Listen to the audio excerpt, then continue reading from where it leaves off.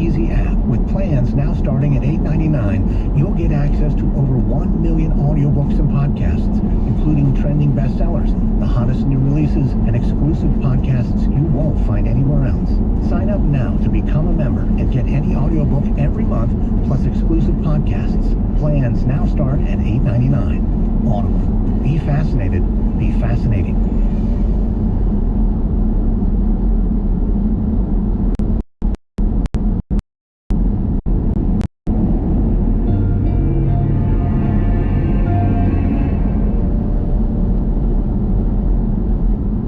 In mid-May 2010, nearly a month after the Deepwater Horizon explosion, BP launches a new initiative. The Vessels of Opportunity program is a chance for out-of-work fishermen to earn money helping with the cleanup in the Gulf of Mexico. Vessels will be hired by BP for up to $3,000 a day, depending on the size of the boat, while individual crew members are promised up to $1,000 a week. The job isn't glamorous. The fishermen will be monitoring the slick, laying down floating barriers to contain the oil, or just shoveling it off beaches. But with all the restrictions on fishing in the Gulf and the collapse in demand for seafood, working for BP is better than any other job going right now, so there's an immediate rush to sign up. But while the program seems generous, many in the Gulf are still skeptical. U.S. government agencies are already investigating BP's role in the Deepwater Horizon disaster, and congressional hearings are looming as well. If BP is found guilty of negligence in the oil spill, it could be forced to pay huge fines and even face restrictions on doing business in the U.S. in the future. So in the eyes of many, the Vessels of Opportunity program looks more like a PR move designed to soften the government's response than a genuine attempt to make things right. Those suspicions are deepened by the program's rocky start. Eligibility rules are murky and quickly exploited. The program attracts out-of-towners who bring their boats to the area just to claim the fees. Some even register multiple vessels to scoop up more of the money. Facing yet more anger in the Gulf, BP establishes a verification process to combat these fraudulent claims, and around 10,000 local people are eventually signed up to the program, but many get more than they bargained for. Rob Campo is among those who joined the Vessels of Opportunity program. In previous seasons, he and his crew would spend the days on their boat trawling for shrimp or collecting oysters. Now they're working for BP, laying boom. These floating barriers unspool off the back of their boat, where they're then tied together with metal toggles. The work is backbreaking. The booms can weigh hundreds of pounds each, and the oil in the water makes the deck of the boat slippery and dangerous. By the end of each day, the fishermen's clothes are soaked through with seawater, sweat, and oil. They go home exhausted. But Rob Campo is happy to do it if it means protecting the coastline. It's his birthright, his home, and his livelihood. So as the crew guides the boom into the water, Campo slowly motors the boat forward. Rust-colored foam coats the waves. Elsewhere, bobbing on the surface are black tar patties with the consistency of burned marshmallows. Ahead, Campo spots another boat approaching, with a few BP officials on board. He quickly calls out a warning to his crew and passes out a half-dozen orange life jackets. BP insists on a safety-first approach. Campo and his crew can have their pay docked or even be fired from the Vessels of Opportunity program if they're caught without life jackets. But old habits die hard. Campo's been out on the water for decades and rarely worn a life jacket. They get in the way, they're uncomfortable in the heat, and everyone hates wearing them. So Campo and his crew only put on the jackets when BP officials are around. And as soon as the BP boat moves on, the fishermen slip the life jackets off again and sling them onto a pile on the deck. Campo may not want to wear a life jacket, but he does wish they all had masks. He heard about guys getting sick out on the water, vomiting over the side of their boats, and Campo himself has been getting bad headaches. He can't help thinking about all the dead fish he's seen. He hopes that's not what's in store for him and his crew, but the BP rep told them the oil isn't toxic and wouldn't allow them to wear respirators. Campo can't help wondering if it's because the life jackets make BP look better, while masks would make the company look worse. But with or without masks, Campo and his crew are out on the water until sunset. And as they motor back along the coast, Campo sees the familiar iridescent shine of oil on the surface. But it's on the wrong side of the boom they've been laying. The oil has slipped underneath the boom as if it wasn't there. Campo shakes his head. Some days it feels like their hard work is for nothing, and that the Vessels of Opportunity program is all just a charade. And In truth, though, there's no easy way to clean up an oil spill at sea. The only available options to BP are to skim it off the surface mechanically, to disperse it using chemicals, or to burn it in enormous fires. Skimming the oil is a painstaking and inefficient process. The first problem is finding an area of oil thick enough to skim. Often the oil isn't dense enough to take off the surface, and teams pick up mostly just water. Dispersing the oil is problematic too. The chemicals used break down the oil into tiny droplets, making it appear to almost vanish. But the oil hasn't really gone anywhere. The reality is the dispersants have just hidden it. The third option is burning. Booms are used to gather the oil into giant burn boxes and then are set alight. Scientists worry the toxic chemicals this releases into the air will do more harm than the oil in the water. But overall, it is the simplest way to deal with a spill, and over the summer of 2010, BP contractors light hundreds of fires at sea. It's so many and so controversial that in June of that year, Alabama environmental activist John Wathen decides to see them for himself. He's heard about a burn box just off the coast of Louisiana, and he's hoping to take pictures of it from the air. He hitches a ride in a light aircraft with a pilot who promises to fly him right over the fires.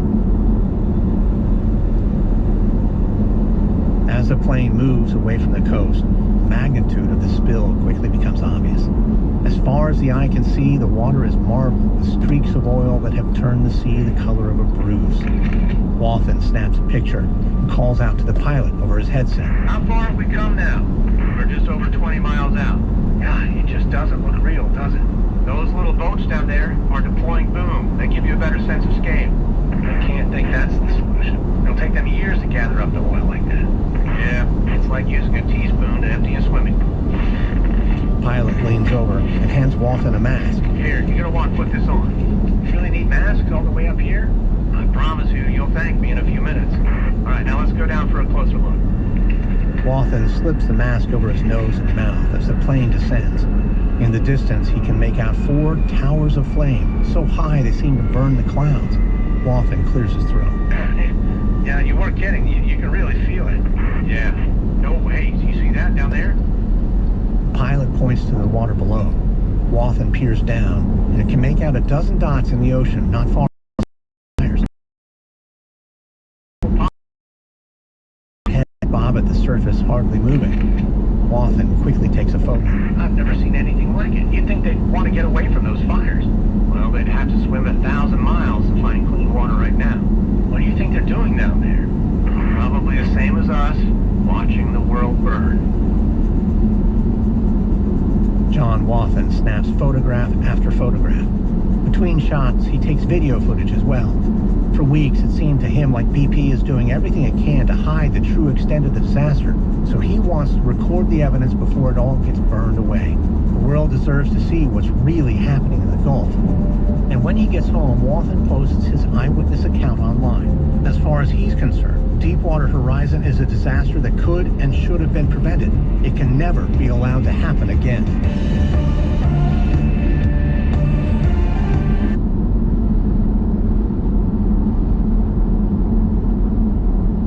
American Scandal uses dramatizations that are based on true events. Some elements, including dialogue, might be invented, but everything is based on historical research.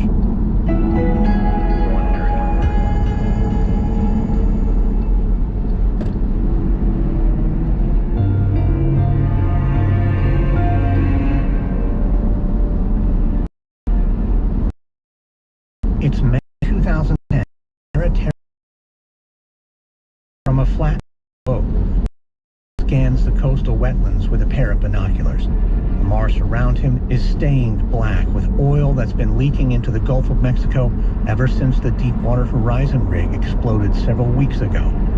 Barataria Bay is a popular nesting site for pelicans, and Phillips is a part of a U.S. Fish and Wildlife Service team that is trying to save as many of the birds as possible. They have several rehabilitation centers where the pelicans can be nursed back to health. But first, biologists like Phillips and his colleague in the boat have to catch them. Hey, Jeff, there's one over here. Phillips crosses the deck to his colleague on the other side of the boat. He raises his binoculars as the other man points out where to look. Yeah, just at the end of the bank there. Oh, I see. Poor little guy. The bird should be silver gray, but this one is the color of mud. It dips its head, desperately trying to preen its oil-coated feathers. Phillips lowers his binoculars. All right, let's get going. Phillips climbs out of the boat into the waist-high water. The other man hands him a long-handled net before jumping into the water beside him. They trudge out of the water and onto the bank as Phillips presses his foot down. Black liquid oozes out of the ground. It's seeping into the peat, too. God knows what it's doing to the plants. Phillips sighs. There's nothing they can do about the spread of oil, but at least they can try to help the birds that make their home here. So slowly they move along the bank nearer the Pelican. All right, this is close enough. I'll net her, you grab her, okay? Phillips braces himself in the mud and swings his net down over the bird. The Pelican beats its wings as it struggles to free itself. All right, grab her, grab her. I don't know, a little help here? Careful. The bird snaps at the man who flinches back. A pelican's beak can be as sharp as a knife. Phillips rushes forward and grabs the struggling bird, clamping his hand around the bill. All right, I got you. Oh, you're not going to make this easy, are you? He swings the struggling bird under his arm and grips its body tightly. With the other man's help, he slides down the bank into the water with the Pelican and starts wading the short distance back to the boat. Oh, hey, Jeff, here's another one over here. All right, well, let's get this little lady back to the boat first, then we'll grab her friend. During the summer of 2010, over 8,000 birds are rescued from the beaches, wetlands, and inlets of the Gulf of Mexico. But for every bird saved, 100 more will be lost. The full environmental impact of the Deepwater Horizon oil spill won't be known for now. Already feels a losing battle.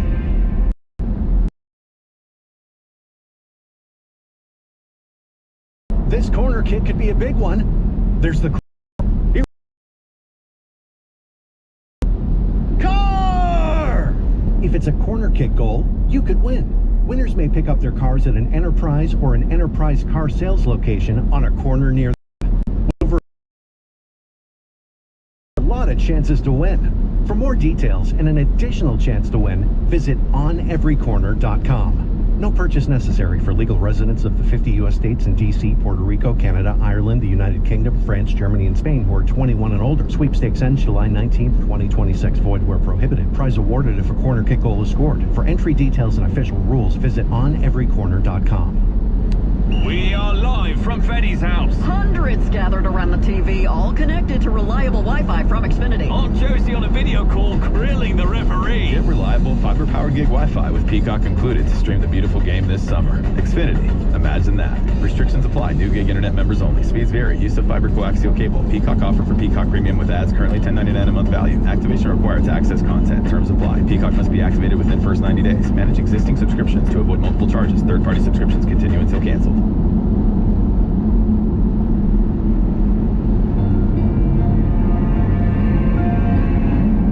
From Wondery, I'm Lindsey Graham, and this is American Scandal.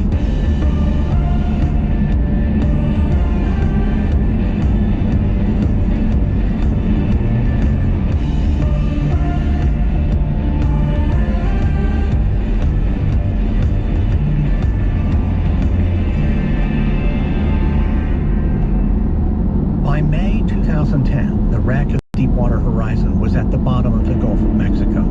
The explosion that sank the BP oil rig had killed 11 men, and 20 more took place for the oil leaked into the ocean from the Macondo well. BP insisted that it was doing everything possible to contain the damage. It hired local fishermen to lay boom and clean up beaches. It opened claim centers and promised to pay out compensation to affected communities. But all across the Gulf, frustration was mounting due to the lack of speed and effectiveness of the British company's response. And started to ask difficult questions. BP seemed more concerned with controlling the flow of information than the flow of oil. This is episode 4, The Insidious War.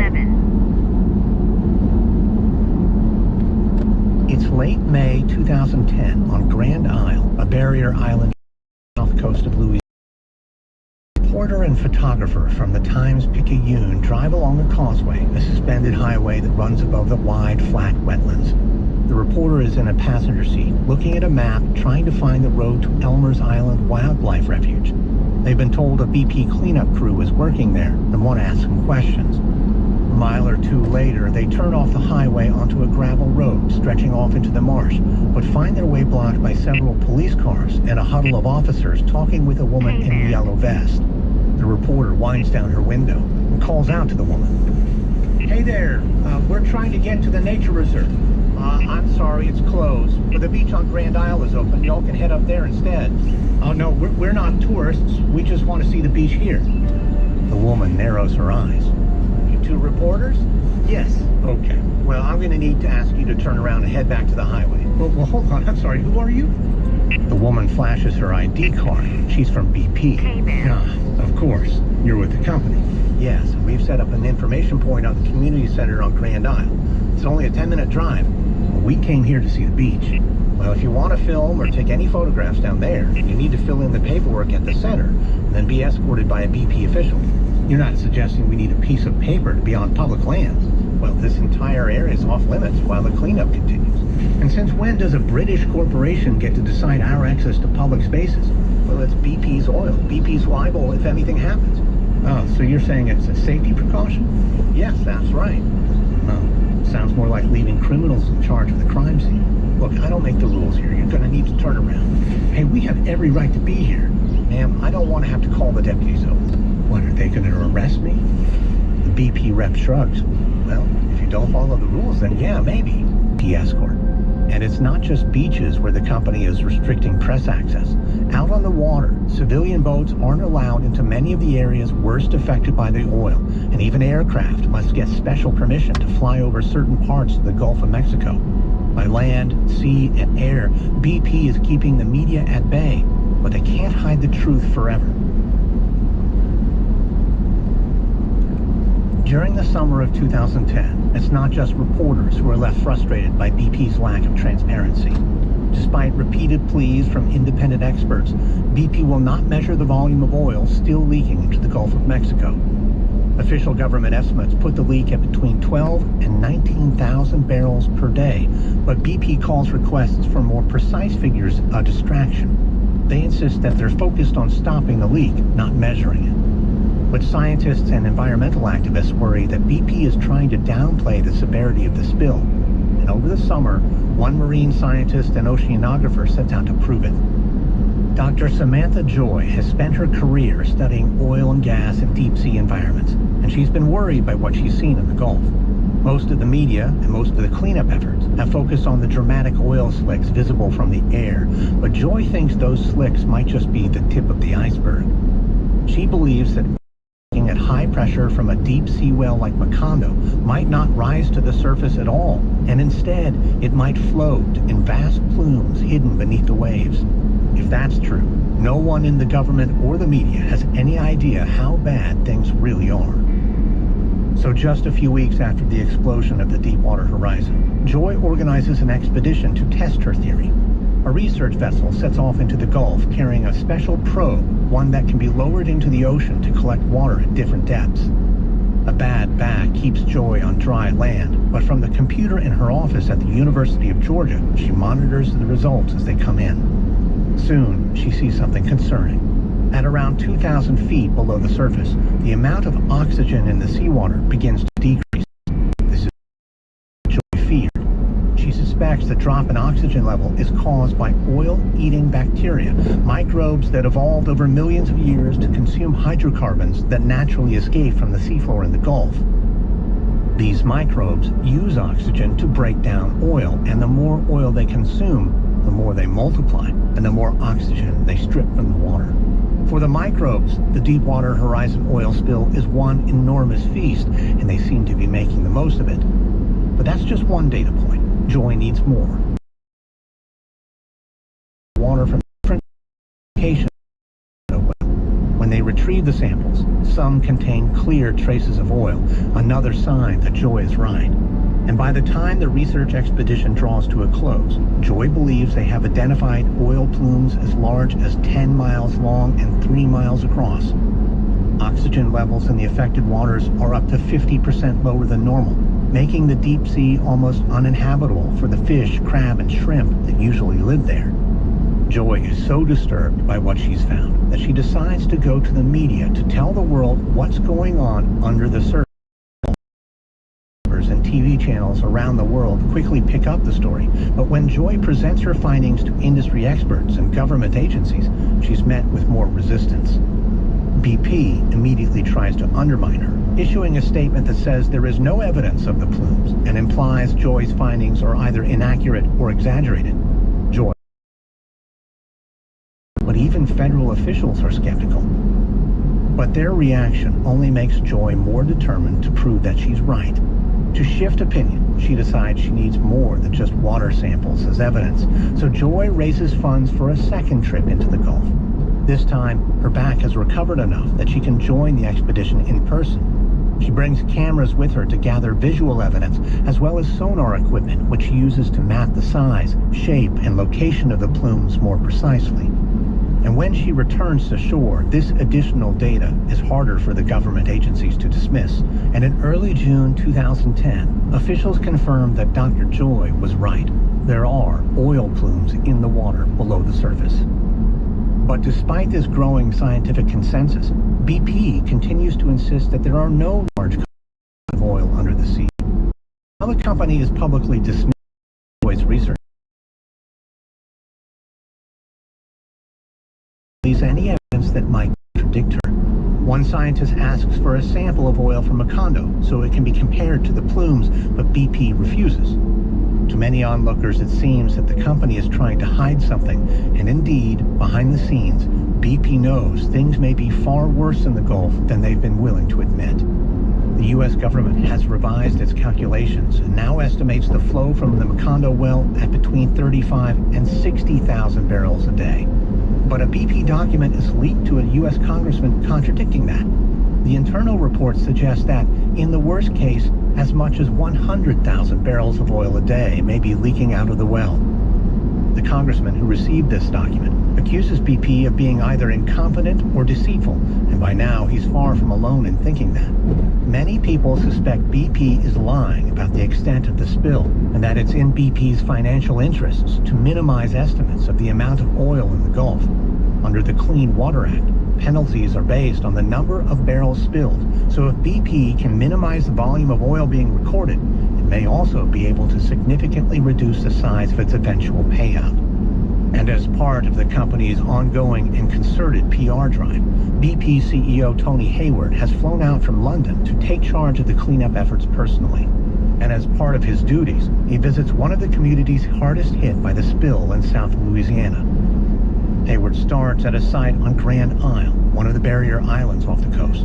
The day is planned around a standard mix of media-friendly activities carefully orchestrated by BP. The company's press team has prepared for the visit by taking out advertisements in the local area that proclaim, "We will make this right," words that have become a catchphrase for Hayward. He has a reputation as a straight talker, but at times his plain-spoken style can seem tone-deaf. He has already come under fire for suggesting that workers who fell sick after cleaning up the oil might have had food poisoning instead. Now he hopes to repair the damage of that incident with a smooth visit to Grand Isle. A camera crew follows Hayward as he walks along the beach, visits a supply depot, and talks to local fishermen. Howard's khakis and rolled-up sleeves make for a stark contrast with the cleanup crews in their oil-stained coveralls and boots. Still, the workers appear pleased that Hayward has made the effort, and things seem to be going well. But then Hayward turns to address the media. His PR team has prepared him for this moment. The communities impacted by the oil spill are expecting an apology, and Hayward intends to give one. He says BP is sorry for the disruption the spill has caused in their lives, but then he can't help making an awkward joke, saying, "There's no one who wants this thing over more than I do. I'd like my life back."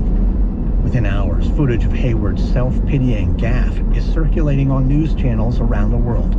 The backlash is swift. Politicians condemn BP, and the company's already battered reputation takes another hit. But for the families of the 11 crewmen who lost their lives in the explosion, Hayward's comment is an unforgivable insult. and to the American public at large, it seems confirmation that for all their conciliatory talk, BP executives care more about themselves and the communities devastated by their company's oil. And as this public outrage grows, politicians in Washington, D.C. become increasingly determined to make BP pay. Whether you're exploring your current fascinations or discovering new ones, Audible has all the stories that'll introduce you to your most fascinating self.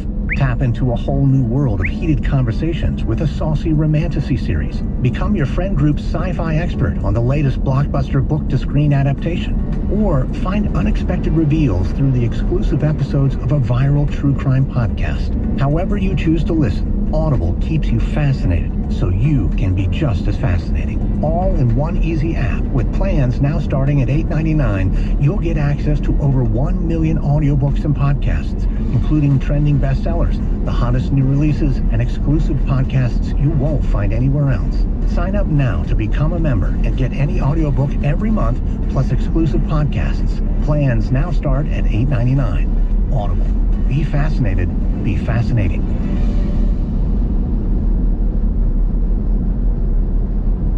Hello, I'm Matt Ford. And I'm Alice Levine. And we're the hosts of British Scandal. Yes, we are, and our new series starts with a loud, lovable woman from Bermondsey who becomes one of the most famous people in Britain. This is the story of Jade Goody. The reality TV star who built a fortune just by being herself.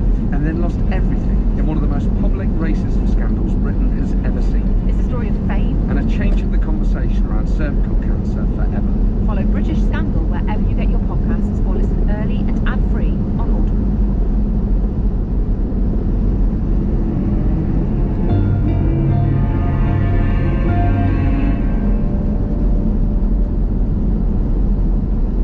By midsummer 2010, many Americans had become exhausted by BP's response to the crisis in the Gulf of Mexico. Rather than taking accountability, BP and its contractors, Transocean and Halliburton, have repeatedly withheld information. They've downplayed the disaster's impact and used press releases to point the finger at one another. BP executives, including CEO Tony Hayward, have even told reporters that this was not our accident, this was not our drilling rig. But while the companies involved bicker over who's to blame, deep beneath the Gulf, oil continues to gush from the Macondo well. BP's attempts to stem the leak have so far proved unsuccessful. And despite initially promising that a relief well to siphon off the oil would be drilled in a matter of weeks, by mid-June 2010, those operations are nowhere near complete. But it's not just BP and its contractors that are under fire. Regulatory failures almost certainly contributed to the disaster as well. And now congressional committees, federal watchdogs, and an independent commission established by President Barack Obama begin to scrutinize the government's role in the ongoing crisis. Troubling details soon emerge. An investigation by the Department of the Interior reveals that Minerals Management Service officials allowed drilling in Macondo to commence without full environmental or safety impact assessments. And what's worse, BP's oil spill response plan was hopelessly out of date. The plan was meant to show how the company would prevent and respond to a worst-case scenario oil spill in the Gulf of Mexico. The Minerals Management Service signed off on it without comment. But when investigators examine the plan, they find it riddled with errors. It lists phone numbers for experts who have been dead for years and warns of the risks to seals, walruses, and sea lions, species that are not found in the Gulf of Mexico. One section even names a Japanese home shopping website as an emergency equipment provider. It was a sloppy copy and paste job, but the federal regulators just waved it through. And as the investigations continue, it becomes increasingly clear to lawmakers that there is a fundamental conflict of interest at the Minerals Management Service.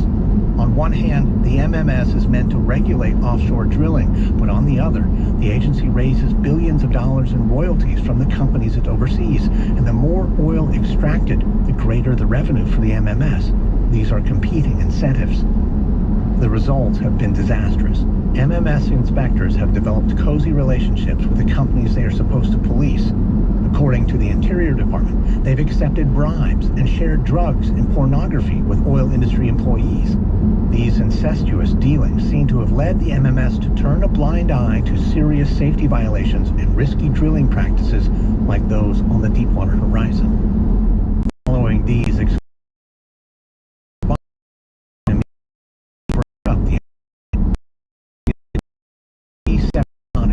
distinguish the roles of regulation, revenue collection. The hope is responsibilities will eliminate the conflicts of interest that plagued the old agency and contributed to disasters like Deepwater Horizon. The government also introduces a series of new safety measures. It issues a moratorium on offshore drilling in the Gulf of Mexico and orders safety inspections of all deepwater operations there. In response, there are howls of complaint from the oil companies. But the administration is undeterred. Following Deepwater Horizon, the White House believes the American public expects new and tougher regulation of the oil industry, and it wants to deliver. And as part of their crackdown, the administration is determined to make an example out of BP. But there's a limit to what the government can demand. BP must cover the full cost of the cleanup, which will almost certainly run into billions of dollars. But under the Oil Pollution Act of 1990, it is currently liable for only a fraction of that in damages. The act was introduced by Congress after the 1989 Exxon Valdez disaster, when an oil tanker ran aground in Alaska.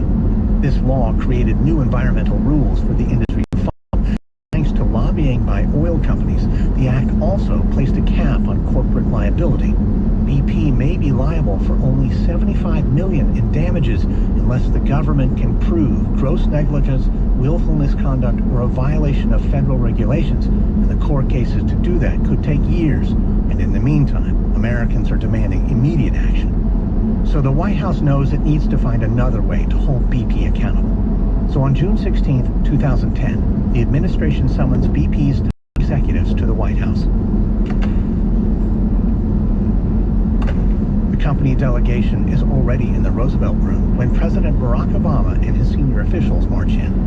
BP has sent its controversial CEO, Tony Hayward, along with its chairman and a team of lawyers. As the two groups exchange greetings, Obama steps forward to shake Hayward's hand. "Thank you for joining us today, Mr. Hayward." Hayward cracked a smile. "Well, I would say it's a pleasure to be here, Mr. President, but I suppose that's not quite the right word, given the circumstances. Please, take a seat." I want to start by thanking BP for joining us here today. We all know the terrible toll this incident has taken on the Gulf. By meeting with us, you're showing a commendable willingness to cooperate. Well, of course, you know, as I've always said, we want to make this right. He gives a sickly smile, which Obama ignores. Now, my team has been assessing the economic fallout. We've drafted a plan of what it will take from BP to compensate the victims. An aide hands out glossy printouts, and the BP team flicks through the paper. Looks up. How much are we looking here to ensure all the victims? $20 billion. The BP executives look at each other in shock. This sum is far higher than they expected. Hayward gives an awkward grin. Well, that is certainly a very big number. This is a very big spill, Hayward, the biggest in U.S. history, in fact. I'm aware of that, though I do believe your own law caps our liability at $75 million, and I'm sure I don't have to remind you that criminal charges are still on the table. The government and the American people will look on BP far more favorably if you choose to cooperate now. And there's a simple way to pay for it. Suspend your shareholder dividends. And you well, to cooperate. This is a lot to ask for investors. Reward shareholders while families in the Gulf go hungry. Didn't you say you wanted to make this right? President, it will take many more hours of discussion to finalize the deal, but he can already tell they'll agree to it. BP doesn't have much choice. The threat of criminal prosecution hangs in the air, and along with it, the risk of BP losing its license to operate in the United States. So while $20 billion is a big number, shortly after this meeting at the White House, President Barack Obama announces that BP has agreed to set aside the large sum for claims from locals impacted by the spill. The fund will be held in an escrow account administered by an independent third party without interference by BP or the federal government. Washington is not done with BP just yet. The company's CEO, Tony Hayward, is called to testify before a House committee investigating the Deepwater Horizon spill. On the morning of his appearance, the press gallery is packed, and the last reporter to arrive struggles to find a spot. She's just sitting down when the room falls silent and Hayward enters. He takes a seat at the witness table, looking pale and drawn. As he begins his opening remarks, he stares forward intently, his hands held together stiffly in front of him. He says that no one yet knows for certain what happened on the Deepwater Horizon, but whatever caused the explosion, BP will do what it can to make certain an incident like this never happens again. The reporter shifts in her seat. She's been following BP for years and has heard this kind of thing before. It's what the company seems to say after every major incident, from the oil spill at Prudhoe Bay in Alaska to the explosion at the refinery in Texas and now Deepwater Horizon. But the reporter continues to listen, even if the rest of Hayward's appearance is equally unenlightening. Members of Congress ask him about the design of the Macondo well, the blowout preventer, the negative pressure test, and the decision to seal the well. To every question, Hayward gives the same answers. He says, "I can't recall," or "I wasn't involved in that decision." The exasperated Congresswoman then presses Hayward on whether it's his job as CEO to know what his company is doing. But Hayward sidesteps that question too, offering a rehearsed line about how distraught he is. It's clear to the reporter that BP's legal team has coached Hayward carefully, and he seems to be sticking to the script. By the end of the testimony, the committee members are visibly frustrated. The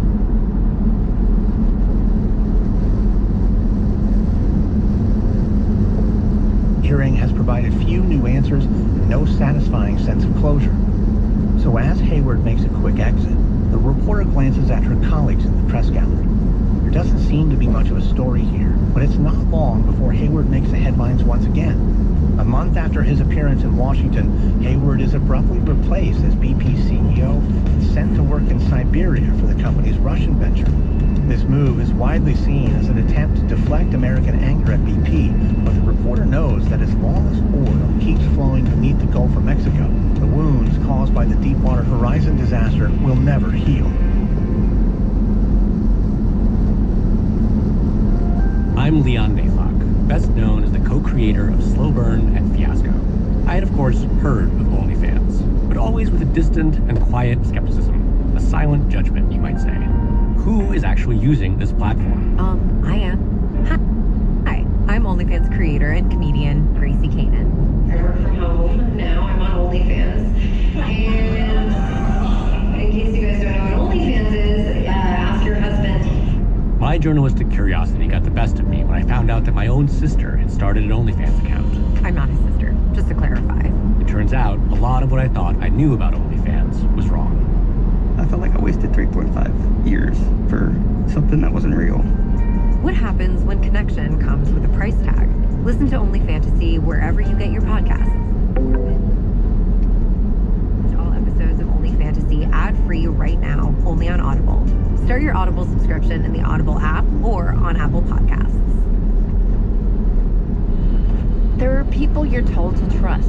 Lawyers, teachers, especially doctors.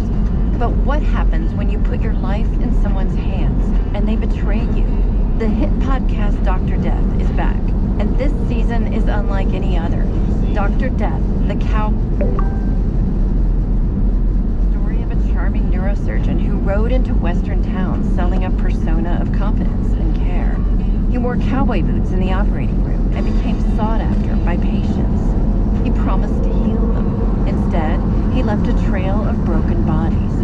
This season is about a doctor who was never truly held accountable for the patients whose lives he ruined. A story of greed, betrayal, and a fight for justice that will leave you questioning who to trust.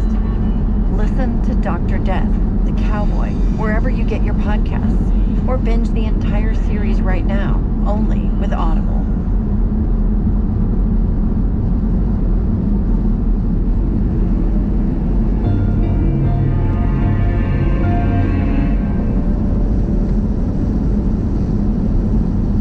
While elected officials hold BP's feet to the fire in Congress, far away in the Gulf of Mexico, thousands of barrels of oil continue to gush into the ocean every day.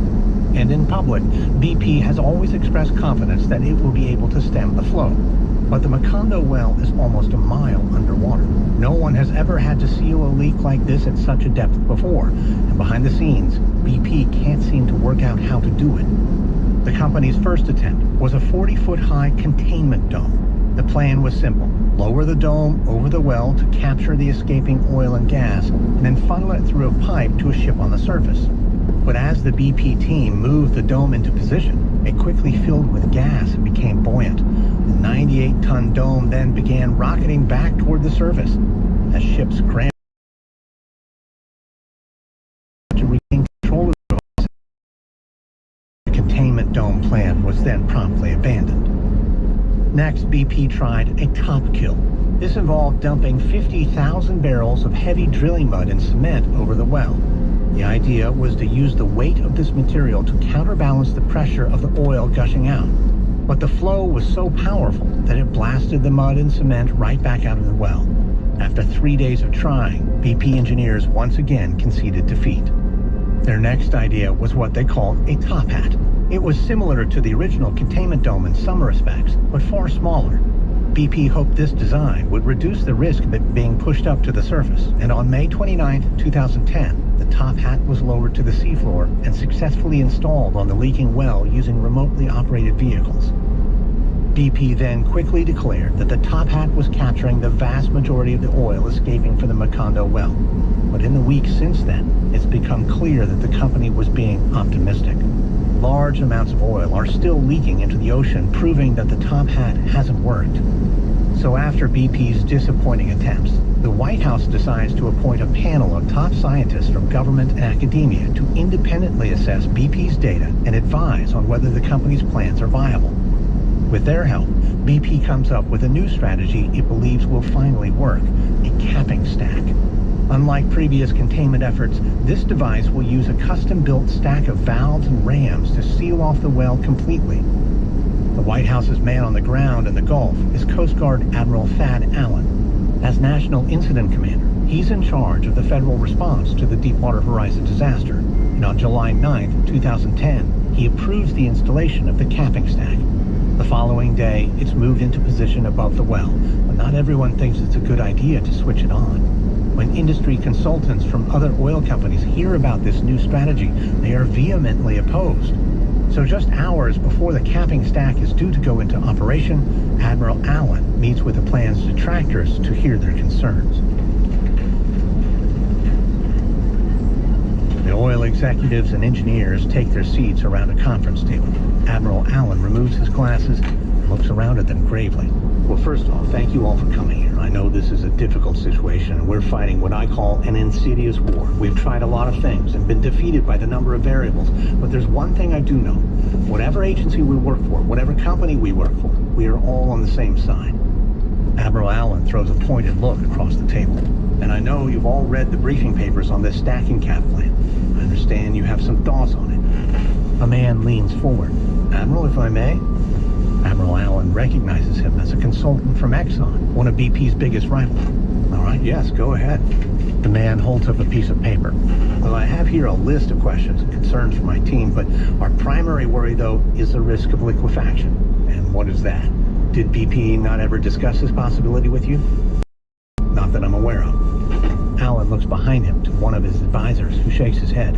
So the Exxon engineer goes on. Well, if you close the capping stack and it works, that's going to cut the flow of oil out into the ocean, which is great, but it will raise the pressure in the well. And one thing we know about Macondo is that it's unstable. There's a chance the sand formation around it could liquefy and collapse under the stress, and if that happens, there will be nothing left to seal. It will be an unstoppable blowout. And how much oil are you saying would leak out? Well, there's up to 100 million barrels of oil in that reservoir. Admiral Allen goes pale. 100 million barrels. And what do you think the chances are of this liquefaction happening? Well, it's hard to put a precise number on it, and BP hasn't exactly been forthcoming with data. But if I were looking at the odds, I wouldn't like to bet against it. Admiral Allen nods grimly. All right, well then neither would I. The engineer gives Allen a wry smile. Yeah, I wouldn't want to be in your shoes today. Well, someone has to make the decision. Allen looks around the room, and then turns back to the engineer. All right, well, that's liquefaction. We'll come back to that. But what's next on your list of potential catastrophes? When the meeting ends, Admiral Allen sits alone at the table, staring down at his notes. He and the President's Scientific Council were convinced that the capping stack would work, but now he's not so sure. Every day, thousands of barrels of oil leak into the Gulf of Mexico, and something has to be done. But if they turn the capping stack on and make things worse, Admiral Allen knows he could go down in history as a man who poisoned an entire ocean. So the conversations over the capping stack continue long into the night. But by the following morning, Admiral Allen feels that he has the reassurance he needs to move forward with the capping stack. And on July 15, 2010, Allen and his team watched from a surface control center as BP engineers slowly closed the capping stack's valves one by one. Now all they can do is wait. Pressure in the capping stack is the crucial test. Too low, and it will indicate that oil is still leaking out somewhere. Too high, and there's a risk that Macondo may rupture once again. So BP engineers and government scientists pore over the data as it comes in. Cautiously, they extend the test hour by hour. But by July 17th, it's clear that the pressure is holding, and the capping stack has worked. After almost 3 months, the Macondo well has finally stopped leaking. A few days later, BP raises the possibility of completing a static kill, pumping drilling mud into the well to push the oil back into the reservoir.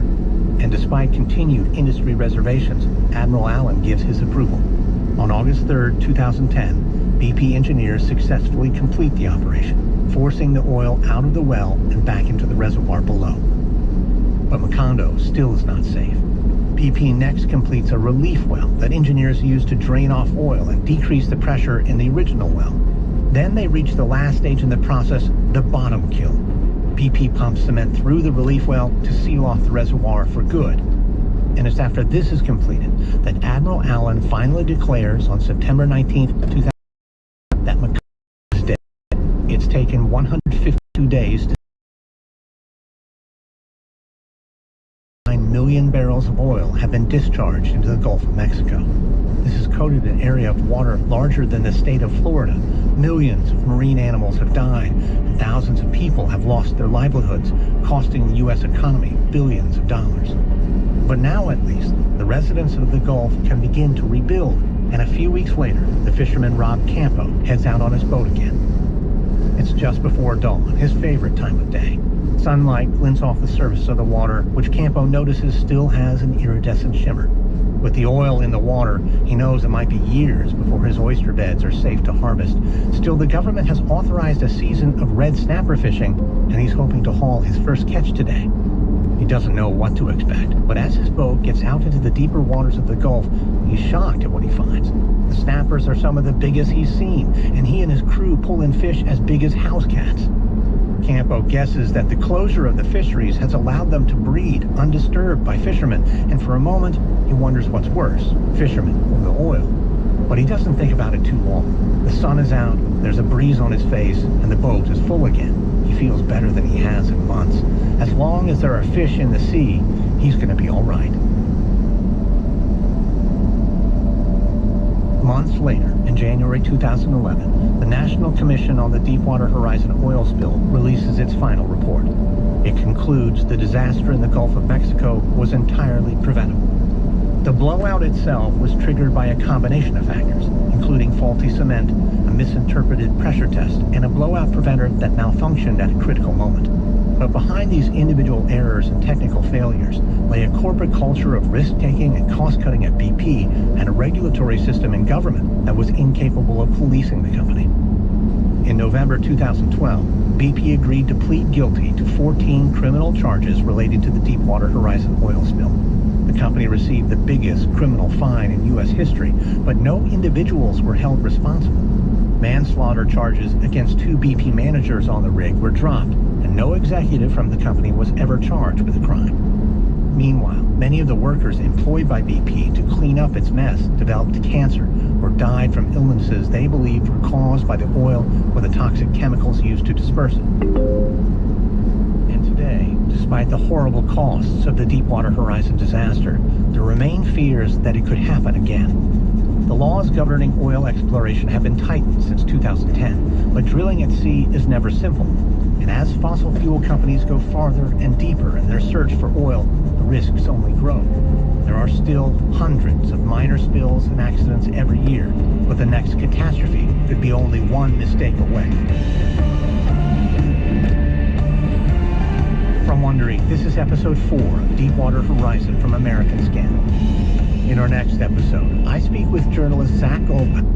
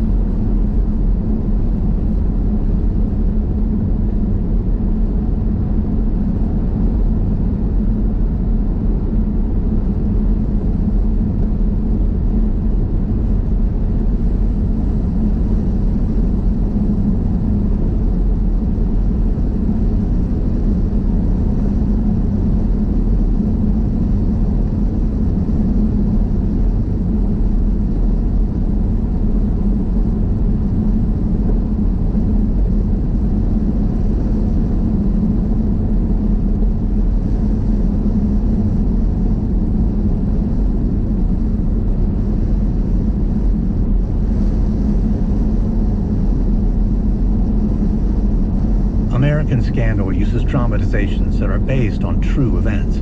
Some elements, including dialogue, might be invented, but everything is based on historical research.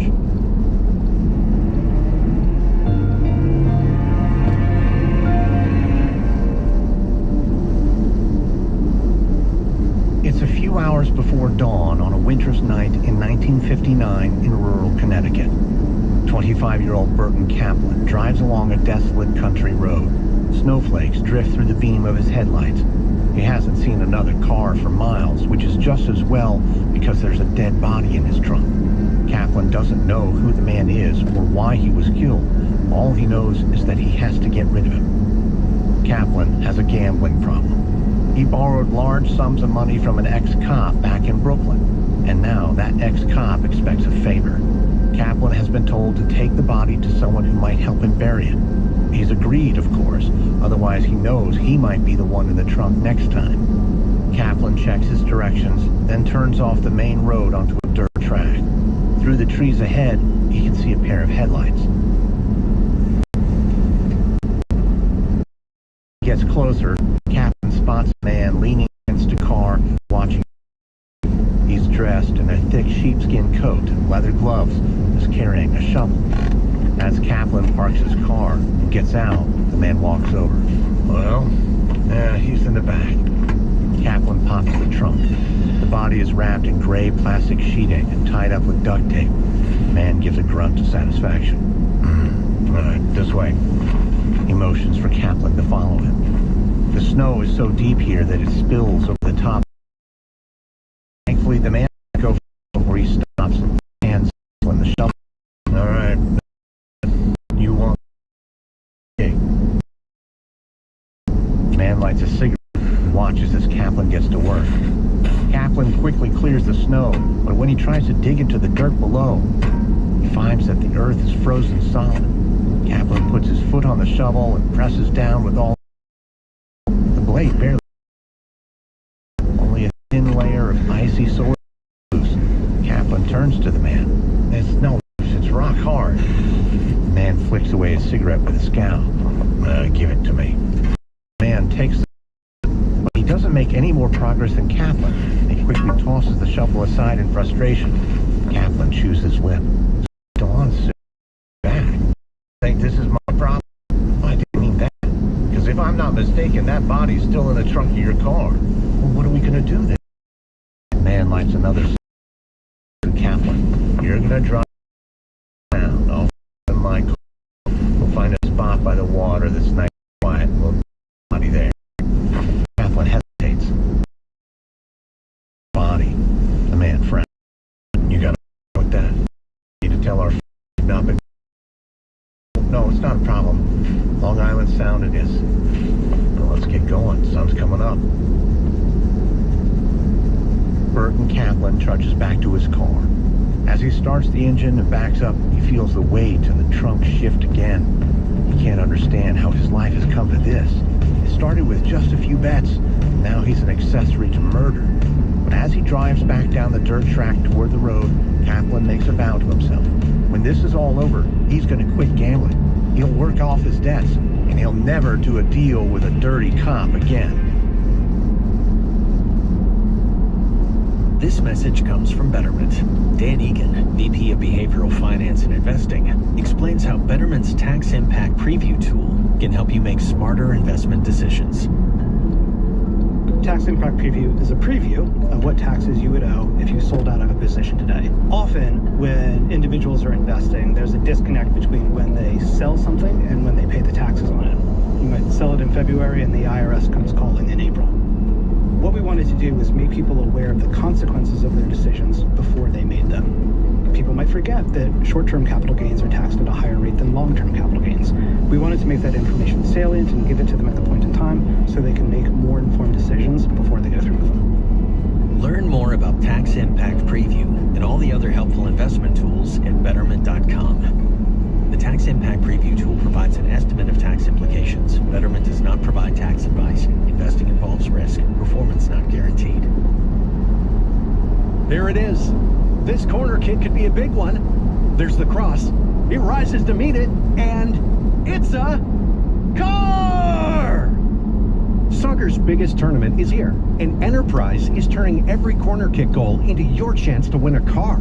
The moment a corner kick is called, post on X with hashtag #OnEveryCorner, hashtag sweepstakes, and tag Enterprise. If it's a corner kick goal, you could win. Winners may pick up their cars at an Enterprise or an Enterprise car sales location on a corner near them. With over 1,000 corner kicks expected, that's a lot of chances to win. For more details and an additional chance to win, visit OnEveryCorner.com.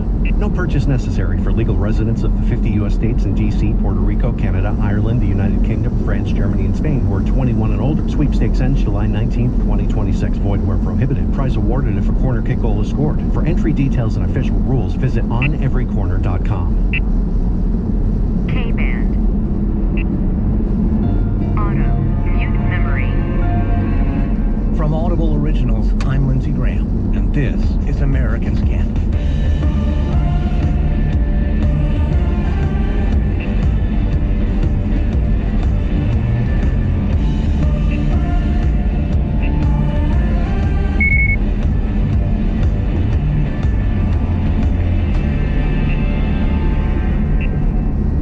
For most of the 20th century, organized crime in New York was dominated by the so-called Five Families. These criminal gangs divided the city into different territories, which they ruled through violence, coercion, and bribery. From bootlegging alcohol during Prohibition to loan sharking, prostitution, and illegal gambling, the mafia's activities earned them plenty of attention from the authorities, but they had their ways around the law. They bought off judges, intimidated juries, and sometimes they corrupted the police themselves. Cops made perfect recruits for the mob.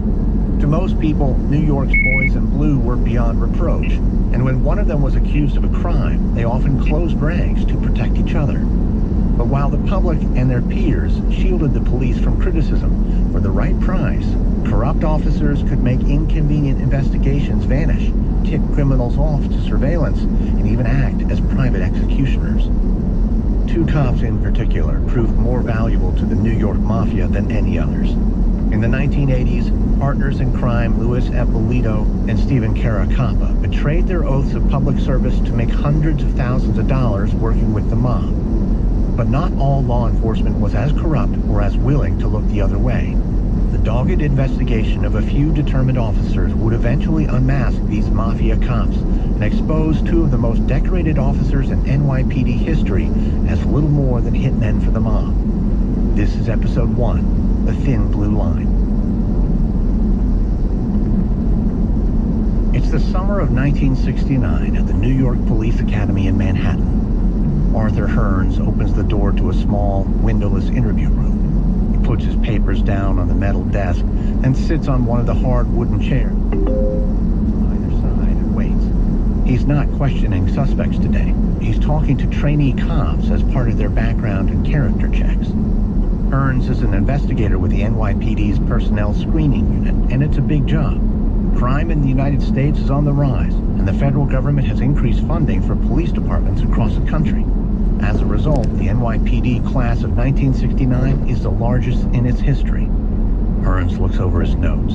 His next appointment is with 26-year-old Stephen Caracappa. But from what he reads, Hearns can already tell that he's not going to like Caracappa. 9 years ago, at the age of 17, Caracappa was arrested for burglarizing a warehouse on Staten Island. He stole more than $1,000 worth of construction materials and tried to sell them on the black market. Caracappa was caught and sentenced to probation. So Hearns frowns. He knows teenagers do stupid things, but this was no high school prank. The warehouse burglary looked like a professional job. Caracappa either knew what he was doing or was working with someone who did. Either way, it doesn't speak highly of his character. There's a knock on the door, and Hearns puts down the file. Caracappa steps inside. He's slender, almost gaunt, with thick dark hair and an intense gaze. Hearns shakes his hand and tells the young man to sit down. Caracappa scrapes back the other chair and takes a seat. He's a few years older than some of the other recruits, and he tells Hearns that he spent 3 years in the U.S. Army in Vietnam. Since he was discharged, he's been living at home with his parents on Staten Island. Hearns has to ask Caracappa about the burglary, and the young man shifts in his seat. His answers are evasive, and he doesn't strike Hearns as especially remorseful about his criminal past. So by the time the interview is over, Arthur Hearns is convinced that Caracappa is not a man who should be in uniform. But his recommendation that Caracappa be dismissed from the police academy is later overruled by a supervising officer. Hearns doesn't ever learn why. Maybe Caracappa knows someone further up the food chain who put in the good word. Or perhaps the city is just desperate for officers and former criminals acceptable. Either way, Stephen Caracappa is allowed to continue in the force. And it's while he's enrolled at the police academy that Caracappa meets another trainee cop named Louis Eppolito. They bond over their shared Italian background, but the two young men otherwise couldn't be more different. While the slender Caracappa is quiet and smart, the heavy-set Eppolito is loud and brash. He's into bodybuilding and talks openly about his extensive family connections to the mob. Eppolito's uncle and father were well-known gangsters. That isn't so unusual in the NYPD. A lot of recruits come from the same working-class neighborhoods the mafia operates in. But it's unusual for cops to brag about their ties to mobsters the way Eppolito does. And despite strict rules against associating with criminals, he keeps talking to known local gangsters. Eppolito's pedigree raises a few eyebrows on the force, but time and time again, the NYPD chooses to look the other way. So Eppolito's career in law enforcement goes on, and in the late 1970s, he's assigned to the Brooklyn Robbery Squad. He's joined there by his old academy friend, Stephen Caracappa. Soon, though, it's not just police work that keeps the pair occupied. One man complains that Eppolito and Caracappa handcuffed him and stole $300 from his wallet. Eppolito is accused of stealing jewelry from the scene of a crime. Caracappa is accused of dealing drugs. But none of the claims is upheld. It's usually Eppolito or Caracappa's word against the civilians, and the NYPD is generally inclined to believe its own over the public. And without hard evidence or corroborating witnesses, the complaints against the two men are all dismissed, and Eppolito and Caracappa are left free to continue where they left off. And in the late 1970s, Caracappa moves to the Narcotics Squad. He's part of a covert task force infiltrating a network of drug traffickers who are flooding New York with cocaine. But going undercover means sampling the merchandise or risk raising suspicions, and Caracappa soon develops a drug problem. His addiction steadily gets worse, and he even suffers a near-fatal overdose after the sudden death of his baby daughter. But despite all his troubles, he still has a reputation as a smart and confident officer. So out of sympathy, he's taken off narcotics and offered a place on the Major Case Squad. It's one of the most sought-after jobs in the NYPD. The Major Case Squad has the power to take over any active homicide investigation in the city. And this means Caracappa can now access confidential intelligence on just about any case he wants. And that's information he and Louis Eppolito know certain people will pay handsomely for. But they need to get the right intermediary. Eppolito turns to his cousin, Frank Santora Jr., who has some connections to the mafia. He tells the two detectives that he knows someone from his time in prison who might be able to help. His name is Burton Kaplan. Since he threw the dead body into Long Island Sound back in 1969, Kaplan has managed to quit gambling, but he hasn't been able to stay on the straight and narrow. He recently finished a 2-year stint in Allenwood Federal Penitentiary after being convicted for manufacturing Quaaludes. That's where he met Santora. They were dorm mates. After Kaplan's release in 1983, he opened a clothing store and promised his family he'd finally learn from his mistakes. Then Kaplan started selling imitation designer clothes, and his shady business dealings brought him into contact with senior figures in the New York Mafia. So Eppolito and Caracappa think Kaplan sounds perfect. Santora sets up a meeting at his home in Brooklyn, and Kaplan is already there when Eppolito shows up. And in Eppolito's eyes, Kaplan doesn't look much like a wise guy. He's about 50 and has thick square glasses and a receding hairline. But if Santora vouches for him, that's good enough for Eppolito. Once the men exchange greetings, Eppolito takes off his jacket. His gold chains rattling around his neck. He shows Kaplan and Santora a rip in the underarm of his shirt. He tore the seam while roughing a guy up, and he says things like that happen a lot. Thanks to his build, either his jacket is too tight or his pants are too loose. Sadly, police salaries just don't stretch to custom tailoring. Kaplan takes the hint. He tells Eppolito that he happens to own a clothing store. Eppolito should stop by sometime and get fitted properly for a new suit, free of charge, of course. Eppolito grins. It looks like he and Kaplan are going to get along. And it's true it's hard to get rich while being a cop. The saying goes that crime pays, but police work doesn't. And a lot of NYPD officers work overtime to supplement their income, or take second or even third jobs to make ends meet. But there are plenty of ways for less scrupulous cops to make money as well. It's an open secret in the department that many officers take bribes. Others steal drugs from evidence lockers and sell them back on the streets they seize them from. But what Eppolito and Caracappa are dealing is far rarer than drugs and potentially even more valuable. But their trade in information isn't without risks. Sometimes they can't help but leave a trail. Just before dawn on March 16, 1984, the FBI launches a raid on a property in Cherry Hill, New Jersey. It's the opulent home of Rosario Gambino of the Gambino crime family. The FBI has been building a case against him for months, and now that they have solid proof of him trying to sell 40 kilos of heroin, it's time to bring him in. An FBI agent hammers on the door. Open up! FBI! The house is silent, though, when no one comes to the door. The agent turns and gives a signal to the arrest team. 2 plainclothes officers wearing body armor step forward with a battering ram. The wood splinters around the lock. The arrest team then kicks the door down and storms into the hallway beyond. The agent hangs back and waits for the all clear. Farther down, lights are coming on in neighboring houses. It won't be long before there'll be people on their doorsteps wondering what's going on. Hopefully, the FBI will be finished by then. And after a few more moments, the agent's partner appears in the door. Clear. The agent hurries inside. He doesn't bother to wipe his shoes and trails mud across the gleaming floor, and his partner grins.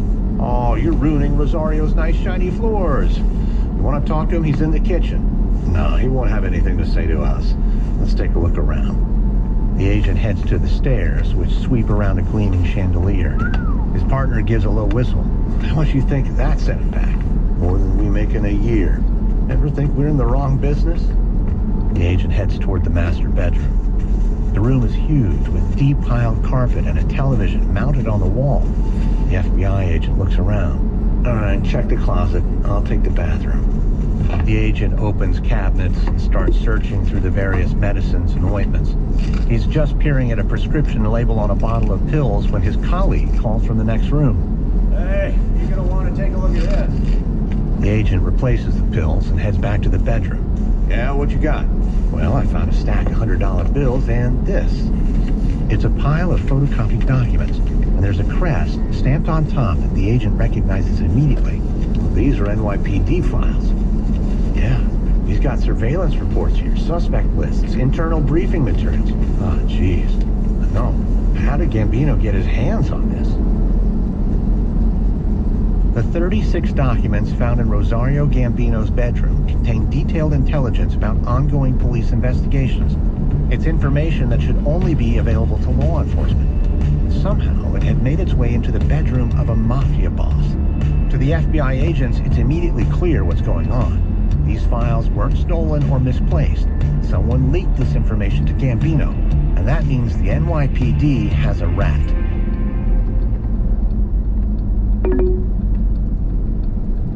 With the Spark Cash Plus card from Capital One, you earn unlimited 2% cash back on every purchase.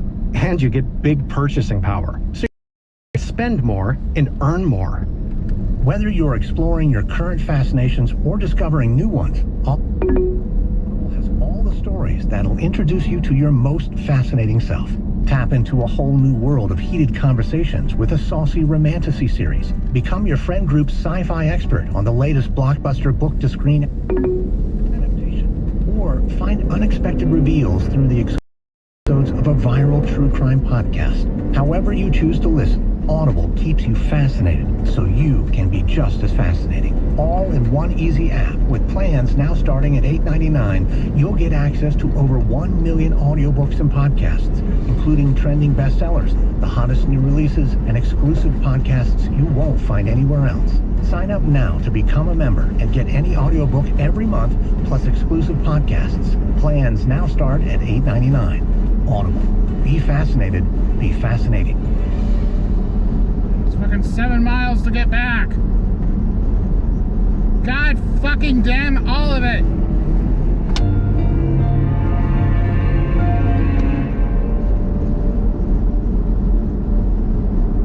The discovery of confidential police files at the home of a mafia boss demands an immediate investigation. The FBI sends the photocopies to be tested for fingerprints. They soon find a match to a 36-year-old New York police detective named Louis Eppolito. He seems a likely suspect. He has known family connections to organized crime and a long list of complaints against him as an officer. He even looks like a Brooklyn mobster, with slick back hair and gaudy rings on his fingers. So the FBI takes its evidence to NYPD's Internal Affairs, the department responsible for investigating misconduct by NYPD officers. And when the team at Internal Affairs looks into the matter, they find more evidence against Louis Eppolito. They establish that the photocopies were made on the machine at the 62nd Precinct, the station where Eppolito works. And they discovered that in December 1983, Eppolito traveled to the Intelligence Division in downtown Brooklyn without his superior's permission. While he was there, he requested access to Rosario Gambino's files, even though he wasn't working a case involving Gambino at the time. So the Internal Affairs appears to be strong evidence. Eppolito swears he's innocent. He claims that he saw a wanted poster for Rosario Gambino on the wall and told a detective in the Intelligence Division that he'd seen Gambino in Brooklyn the week before. The detective then gave Eppolito the Gambino files to take back to the 62nd Precinct. Eppolito insists that he didn't make the photocopies, but he can't account for how they ended up with his fingerprints on them 40 miles away in Rosario Gambino's bedroom. Remarkably, it's decided by prosecutors that there isn't enough evidence to charge Eppolito with a crime. But the team at Internal Affairs still doesn't buy his version of events, and he's suspended without pay while his conduct is investigated further. So on April 4th, 1985, Louis Eppolito was called before the Deputy Commissioner for a disciplinary hearing. The Commissioner's job is to ensure departmental integrity and uphold ethical standards within the NYPD. But he has limited powers, and as the hearing gets underway, he quickly becomes frustrated with the hand he's been dealt. Contrary to usual procedure, the department's lawyers decline to call any witnesses or even cross-examine the defendant. So the Deputy Commissioner has to decide the case based on one fact alone, that Eppolito's fingerprints were found on the leaked files. It seems absurd to the Deputy Commissioner. It's like the department is trying to undermine its own case, but he can't do anything about it. So he sighs and asks Eppolito if he would like to say anything in his defense before a decision is made. Eppolito gets to his feet. He tells the room that he's been unfairly singled out because his family has ties to the mafia. That's not something he can change, but he says he shouldn't be judged for the mistakes of others. He insists that he's true blue. He's been a cop for over 15 years and claims he's the 11th most decorated officer in the history of the force. Eppolito concludes his speech by telling the room that I've never had anybody accuse me of something. He then thanks the deputy commissioner for his time and sits back down. But the deputy commissioner is not convinced by Eppolito's speech. Still, he doesn't feel he has any choice but to clear him.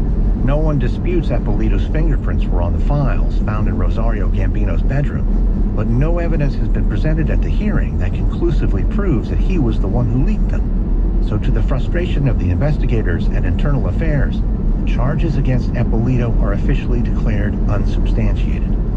Eppolito is allowed to return to his work as a police officer in Brooklyn, and he and Stephen Caracappa are back in business. But while Eppolito has gotten himself out of hot water, Burton Kaplan has found himself in trouble yet again. His clothing business is booming. He has expanded to a second store, and he started selling to big chains like Macy's and Nordstrom. But even this success doesn't seem to be enough for Kaplan. He's drawn deeper and deeper into the criminal underworld and strikes up a close relationship with Anthony Gaspipe Casso, a senior man in the Lucchese crime family. And toward the end of 1985, Casso comes to Kaplan with a new scheme. Casso has a contact who has found a way to steal treasury bills. Kaplan just needs to discover a way to cash them before someone notices they're missing. It's a risky idea. If the bills are reported missing before they're cashed, they'll be worthless. But if they can pull this off, they'll be able to make hundreds of thousands of dollars, and no one will be able to trace it back to them. So Kaplan agrees to help. They decide to start with just a single bill worth $500,000. Kaplan tracks down a jeweler in Brooklyn who says he can cash the treasury bill with a banker in London. That banker will demand a hefty fee, but it will be worth it, and a deal is quickly agreed to.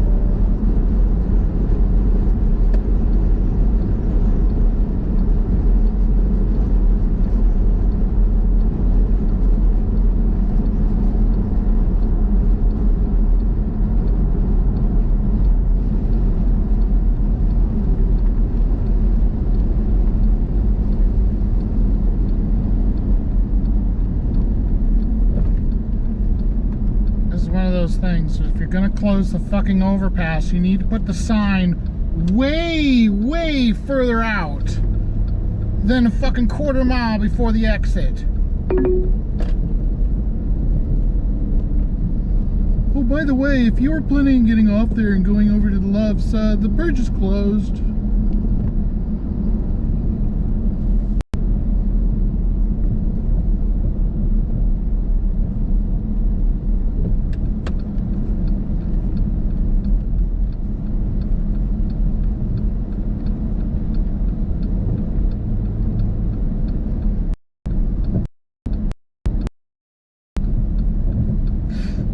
It's 7 miles to the next one.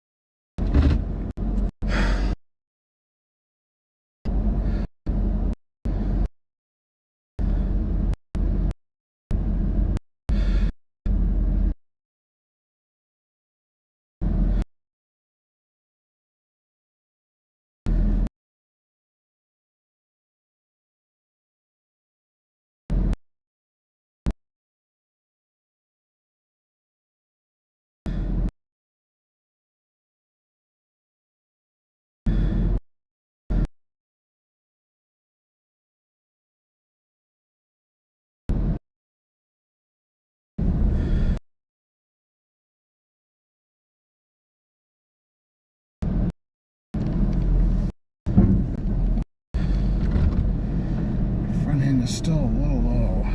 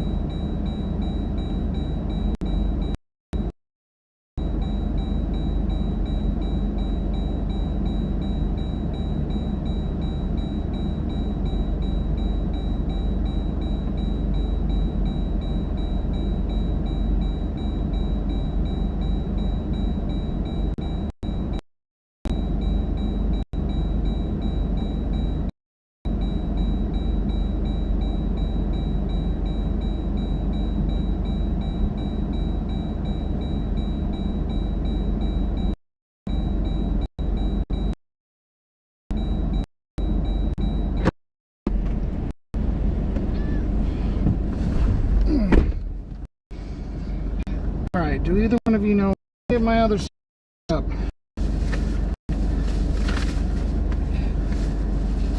They're all in that bag. Why are they in that bag? Why did I put them there?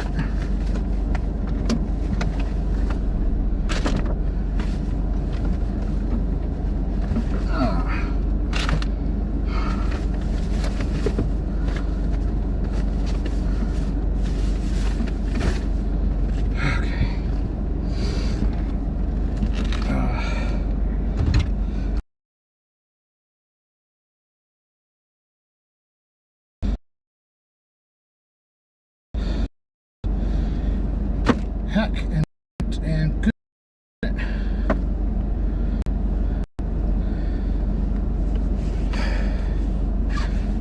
How far do you think it's going to take to turn back around the other way?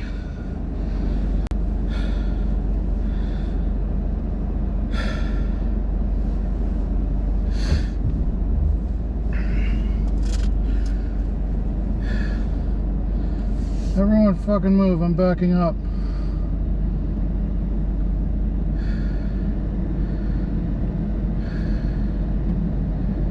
I swear to God, bitch.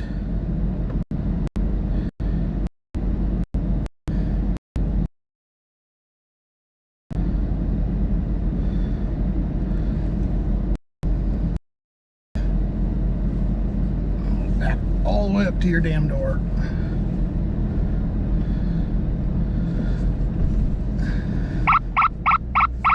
RT4.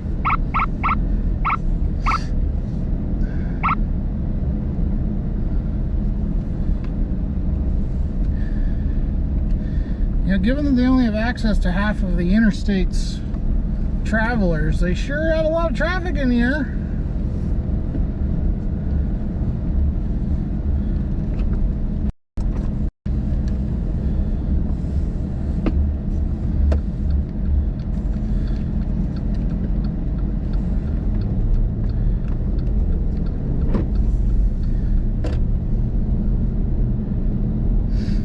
We need to redo the overpass at Tower Road. Should we do it in halves? Nah, just close the whole thing. It'll be fine.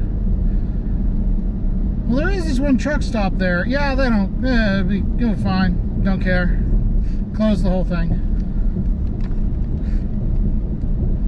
I'm gonna have to drive all the way to Boardman to go back over.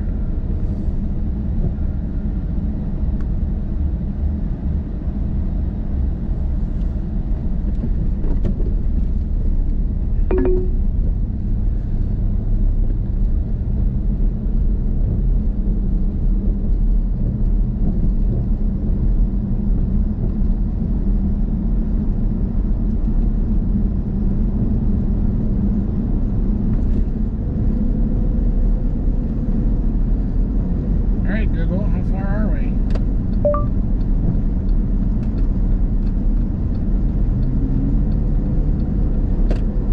.3 miles. 4.3 miles is equal to 22,704 feet. Unhelpful.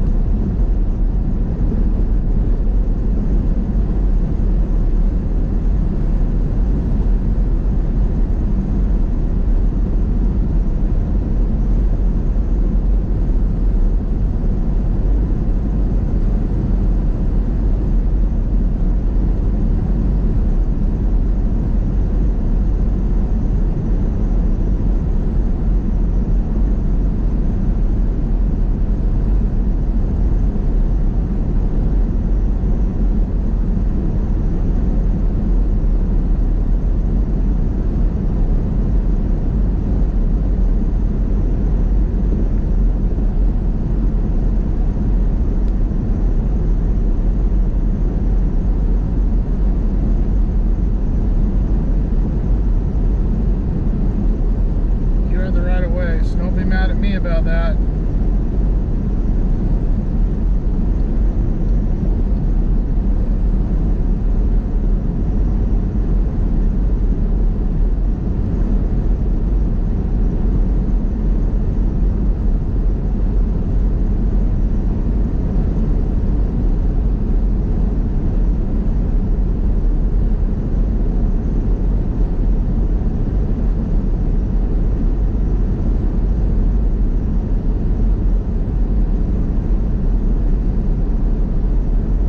Total is 22 miles.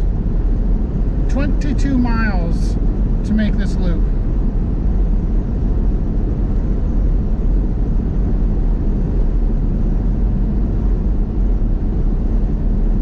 Because one bridge was closed.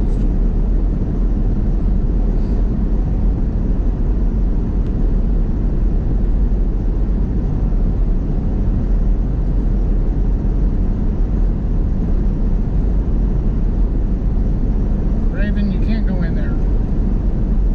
Raven.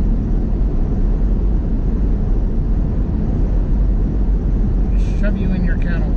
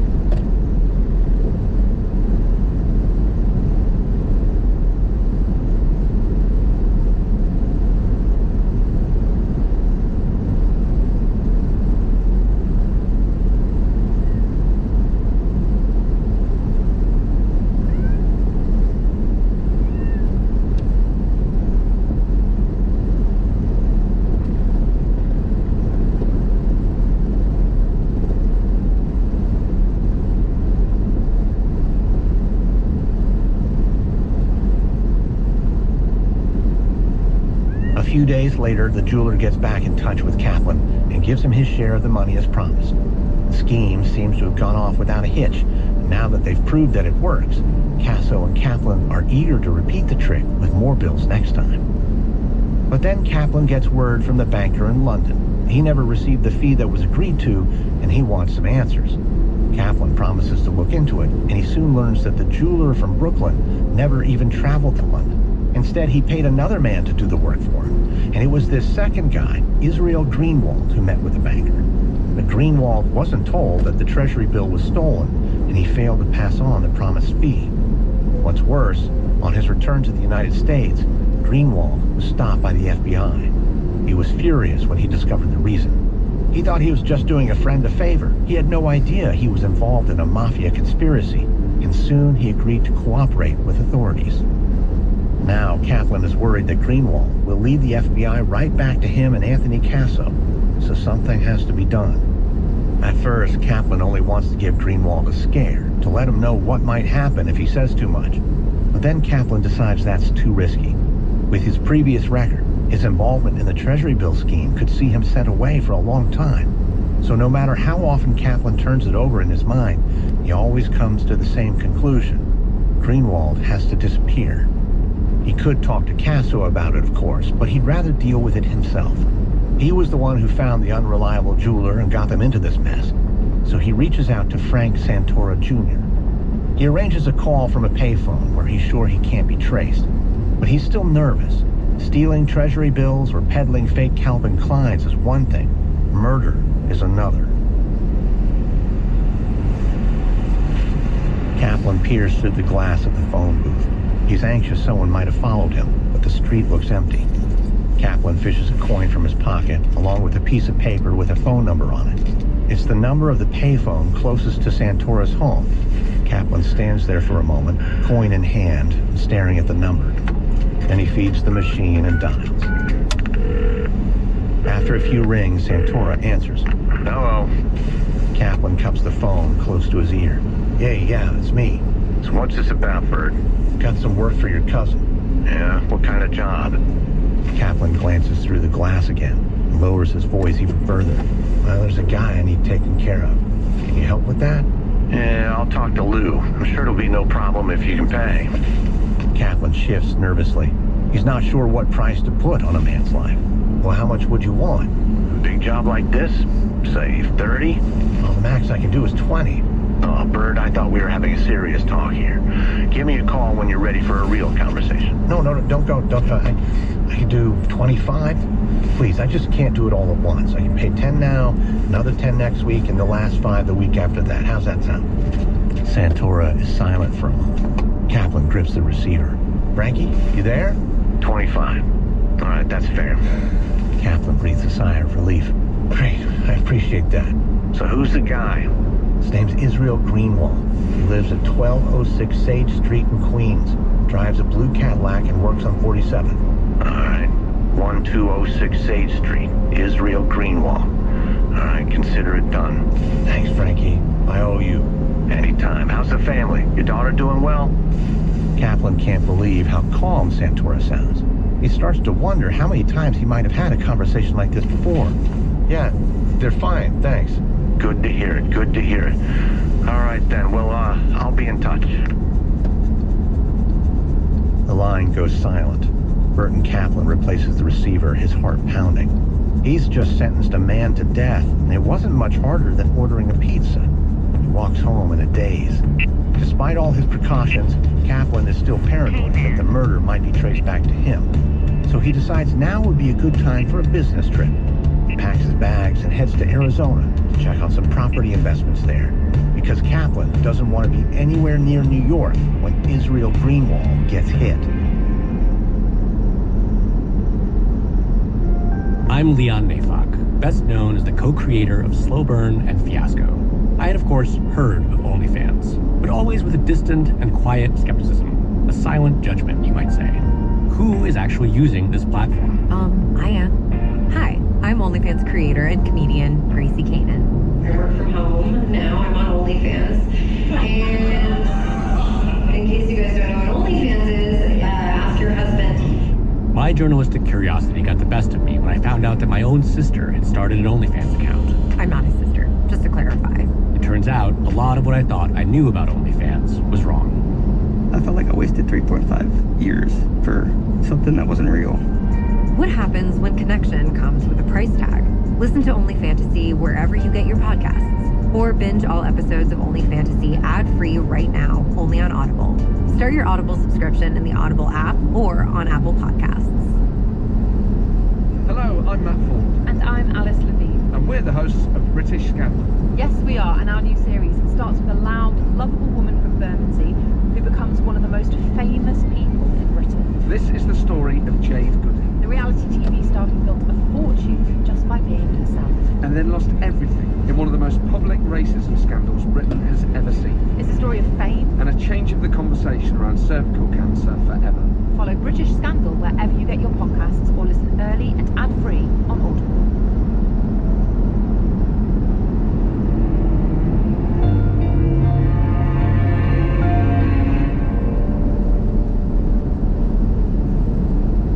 On February 10th, 1986, Israel Greenwald kisses his wife and says goodbye to his daughters before they head off to school.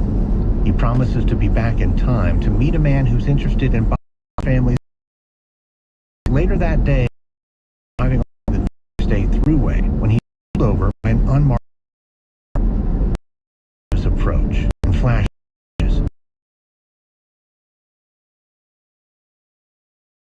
for an identity lineup. If he isn't picked out by the witnesses, he'll be free to go. Greenwald knows he has nothing to do with any hit and run, and he's confident the identity lineup will prove him innocent, so he agrees to go with the cops. The officers tell Greenwald to give his keys to their colleague, a third man who will drive Greenwald's car to the station for him. Greenwald hesitates a moment before handing over the keys. Then he gets in the back of the police car and makes small talk with the officers. He doesn't realize anything's wrong until they stop at a row of rundown garages in Brooklyn. These garages are owned by Pete Franzone. He's sitting in the guard shack reading a newspaper when Louis Eppolito drives past. Eppolito rents one of the sheds that line the lot, and he parks in front of it now. Franzone returns to his newspaper, but a few moments later there's a flurry of movement by Eppolito's car that catches his eye. The door to the shed is open, and two men are pushing a third inside. Even from across the lot, Franzone can see that one of the men is Eppolito's cousin, Frank Santora, and it was Santora who introduced Franzone to Eppolito a few years back. He often comes by the lot to hang out. But Franzone doesn't recognize the thinner man with him, or the person they're pushing into the garage. For a moment, he wonders what's going on, and he decides he'd rather not know.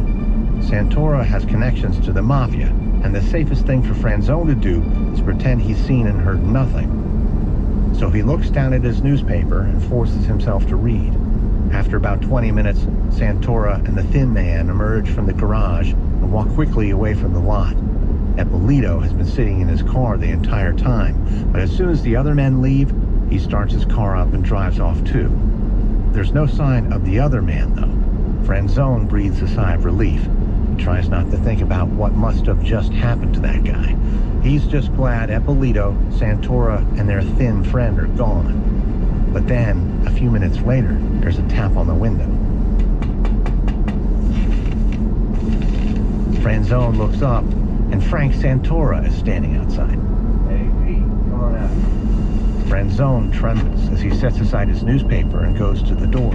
He wants nothing to do with any of this, but he doesn't dare ignore Santora. Hiya, Frank. You seen me and my cousin Lou a little while ago?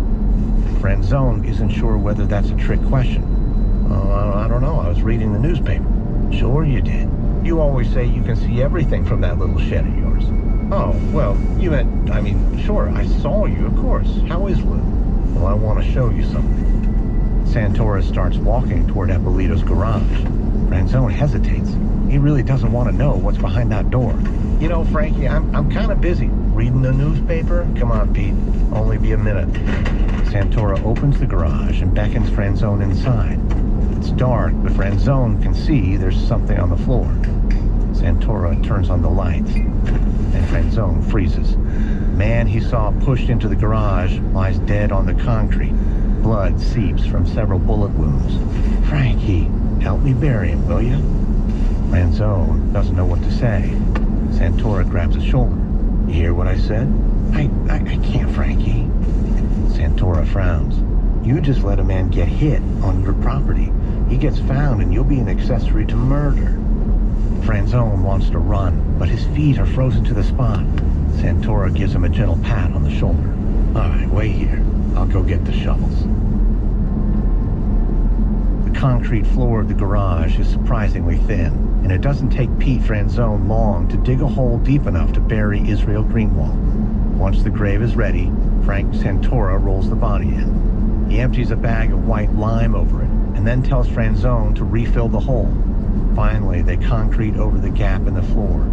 Soon, the only sign that Greenwald was ever there will be a patch of new concrete. But while the garage floor dries, at Greenwald's home in Queens, his wife Leah is sitting for her husband to come home. Normally, he calls several times a day, but she hasn't heard from him since he left the house this morning. This disappearance is completely out of character, and soon she's worried enough to file a missing persons report with the police. Several days later, she gets a call from detectives, and it's not good news. Her husband's car has turned up at a long-term parking lot at JFK Airport. And to the police, it looks like Greenwald has fled the country. Leah refuses to believe that. Israel loves his family too much. He would never abandon them. But police officers tell her there's nothing more they can do to help. But while Leah Greenwald begins to mourn her missing husband, the man who ordered his death is soaking up the sun in Arizona.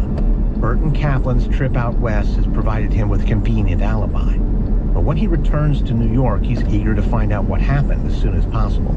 So he arranges a meeting at his house with Frank Santora. Santora makes small talk with Kaplan's wife while she brews coffee. But Kaplan is impatient to get Santora alone. He prefers to keep his business dealings separate from his family life, and he certainly doesn't want his wife to overhear anything about the deal with Santora and his cousin. So as soon as the coffee is ready, Kaplan cuts the conversation in the kitchen short and invites Santora to talk privately in his office.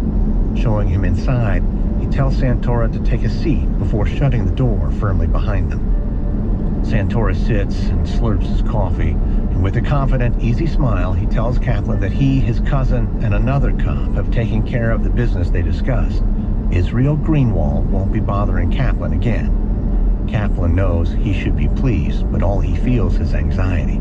He knew that Alito would be part of the deal, but now Santora is telling him there was another cop involved, and that makes him nervous.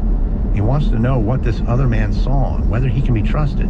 But Santora reassures Kaplan that neither his cousin nor his colleague know where Greenwald's body is buried. And without that, there's nothing for Kaplan to worry about. But at this point, Kaplan can't help but ask how Santora did dispose of the body. Santora is hazy on the details. He just says he threw Greenwald in the water, and it's best if Kaplan doesn't know the specifics. Kaplan nods. He's right, of course. Santora then sets down his coffee and says there's just one more item of business left. So Kaplan goes to his desk and unlocks a drawer. In it are stacks of $50 bills held together with rubber bands. He takes out 20 stacks and hands them to Santora. He watches while Santora counts the cash, and when he's finished, he stashes the money in the inside pocket of his jacket. Then the two men shake hands and Kaplan sees them out. After he closes the front door, Kaplan breathes a sigh of relief. Israel Greenwald is gone for good. Kaplan has just gotten away with murder, with 2 officers from the NYPD helping him do it. From Audible Originals and Airship, this is episode 1 of Mafia Cops for American Scandal.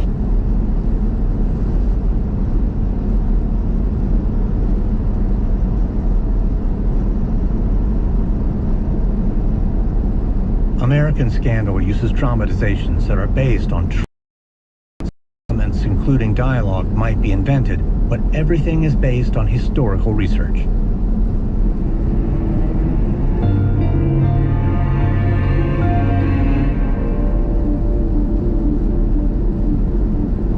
It's a sweltering summer's day in 1986 outside the 19th Hole Bar in Brooklyn. Anthony Gaspipe Casso stands on the sidewalk in the shadow of the bar, deep in conversation with 3 associates from the Lucchese crime family. short but powerfully built, 44-year-old Casso is a made man and one of the Lucchese's top enforcers. He and the other men have serious business to discuss. The boss of the family has been arrested by the police, and it looks like he might be going away for a long time. But their conversation falls silent when the owner of a nearby Chinese restaurant rushes up. He's agitated and tells the mobsters that a few drunk guys have brought a Doberman into his place and the dog is terrorizing his customers. The mobsters send one of their men from the bar to take care of it, and a few minutes later, he emerges from the restaurant with the two troublemakers and their dog. But the Doberman is still barking and snarling, jumping up at the Lucchese man. Casso recognizes the kid holding the leash. He's a tall, red-headed guy named Jimmy Heidel. He's worked for Casso before on a few jobs. So Casso turns to his associates. All right, excuse me, fellas. I gotta take care of this. Casso walks over. Hey, Jimmy, you spoiling people's lunches now? Heidel turns around, and Casso can tell from his swimming eyes that he's very drunk. I just wanted to eat lo mein, gas, and they threw me out.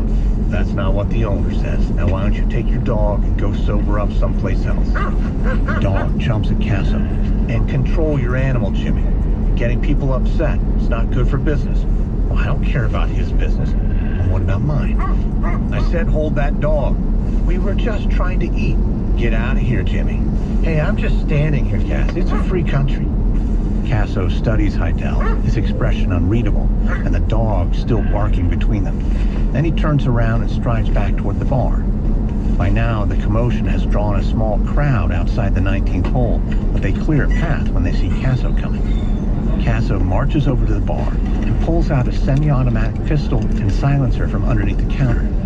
Then he heads back outside, screwing on the silencer as he goes. Without saying a word, he marches back toward Jimmy Heidel and his dog. Heidel's eyes flick to the gun. What, you gonna shoot me out here on the street? No, not you. Casso raises the gun, and too late, Heidel realizes it's not pointed at him. He tries to pull his dog back. Heidel stares in shock, the leash suddenly limp in his hand. You shot my dog. I told you to control it. You shot my dog. You're lucky it wasn't you. Now pick up your dog and get out of here. It's bleeding on my sidewalk. Anthony Casso goes back inside the bar as if nothing has happened. He puts the pistol away and then pours himself a drink. No one asks him any questions. No better. But as Casso sips his whiskey and soda, though, one of his men comes over to warn him that Jimmy Heidel isn't stable. He'll be out for revenge. Casso shrugs. He's not worried. Even threatening to come after a made man like him is a death sentence. This message comes from Betterment. Dan Egan, VP of Behavioral Finance and Investing, explains how Betterment takes the time-consuming work out of smart investing. I grew up learning about finance and investing myself and realizing that I needed to reinvest dividends and rebalance my portfolio, and if there was an opportunity to tax loss over time. And then I realized that I was doing all of these things that were pretty straightforward to implement. I just needed to spend my time doing them. Betterment automates those same good practices so that I know I'm doing portfolio management and goal-based planning in a way that makes sense and is responsible without me having to spend hours of my life doing it. Learn more at Betterment.com. Investing involves risk. Performance not guaranteed. Betterment does not offer tax advice. TOH may not be suitable for all customers. Learn more at Betterment.com/TOH-terms. Here it is. This corner kick could be a big one. There's the cross. He rises to meet it, and it's a car! Soccer's biggest tournament is here, and Enterprise is turning every corner kick goal into your chance to win a car. The moment a corner kick is called, post on X with #OnEveryCorner, #sweepstakes, and tag Enterprise. If it's a corner kick goal, you could win. Winners may pick up their cars at an Enterprise or an Enterprise car sales location on a corner near them. With over 1,000 corner kicks expected, that's a lot of chances to win. For more details and an additional chance to win, visit OnEveryCorner.com. No purchase purchase necessary for legal residents of the 50 U.S. states and D.C., Puerto Rico, Canada, Ireland, the United Kingdom, France, Germany, and Spain who are 21 and older. Sweepstakes ends July 19th, 2026. Void where prohibited. Prize awarded if a corner kick goal is scored. For entry details and official rules, visit oneverycorner.com. From Audible Originals, I'm Lindsey Graham, and this is American Scandal.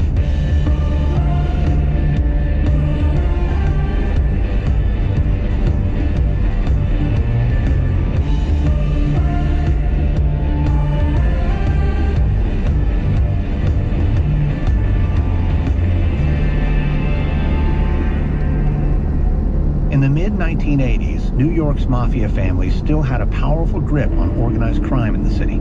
They controlled unions and major construction projects, and they made millions of dollars from illegal gambling and loan sharking. Through bribes and extortion, they had government inspectors and politicians in their pockets, and they even had allies in the very institutions that were supposed to stop them. Two of those insiders were New York Police Department detectives Stephen Caracappa and Louis Eppolito. Working through an intermediary named Burton Kaplan, they started out by selling confidential police intelligence to the mob. But when Kaplan needed to get rid of a troublesome business associate, Caracappa and Eppolito helped track him down and snatch him off the street. It wouldn't be the last time they'd help criminals make people disappear, and soon it would be the turn of Anthony Gaspipe Casso to call on their unique services. This is episode 2, Murder for Hire. It's September 1986 in Brooklyn, New York. The cold blast of an air conditioner hits Anthony Gaspipe Casso as he steps inside an ice cream parlor. He's on his way to meet up with Jimmy Heidel, but he has some time to kill first, so he's decided to stop for a frozen treat. Heidel seems to have smartened up his act since Casso shot his dog. Just like Casso thought, he hasn't dared mention the incident to him again, and now he's even come to Casso with a business proposal. Heidel says he's acquired a large quantity of stolen blank checks he'd like to sell. He wants to cut Casso into the deal in exchange for his help. Casso steps up to the ice cream counter. He gets 2 scoops of strawberry soft serve, and then he heads back to his car and drives off with the ice cream in one hand and the wheel in the other. The restaurant where the meeting is to take place is just a few minutes away, and he parks his sedan outside. But while Casso finishes his ice cream, he hears a car pull up slowly alongside him. The engine idles, and something about it feels off. Casso looks up just in time to see a shotgun pointed at him through the window. He throws himself down as the gun goes off, and the window shatters, leaving the floor of his car covered in glass, as well as strawberry ice cream. Casso feels a sharp pain. He touches his hand to his neck, and it comes away covered in blood. He's been shot. So pressing hard on the wound, he reaches over with his other hand to open the passenger door and then scrambles out onto the sidewalk. Using his car for cover, Casso crawls to the entrance of the restaurant. He pushes through the door and staggers to his feet. Shocked diners look up at him from the floor where they've taken cover.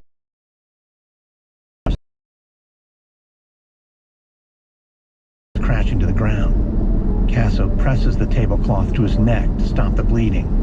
Then he hurries toward the back of the restaurant, lurching between tables. He barges through a door and down some steps to the basement kitchen. There, cooks stare in amazement as Casso stumbles past them. He makes straight for the walk-in freezer. He hauls open the heavy metal door and shuts himself inside. No one's going to get him there. Casso then slumps down against the wall, his breath fogging in front of him. His neck and shoulder throb, and the tablecloth he took from upstairs is already soaked through.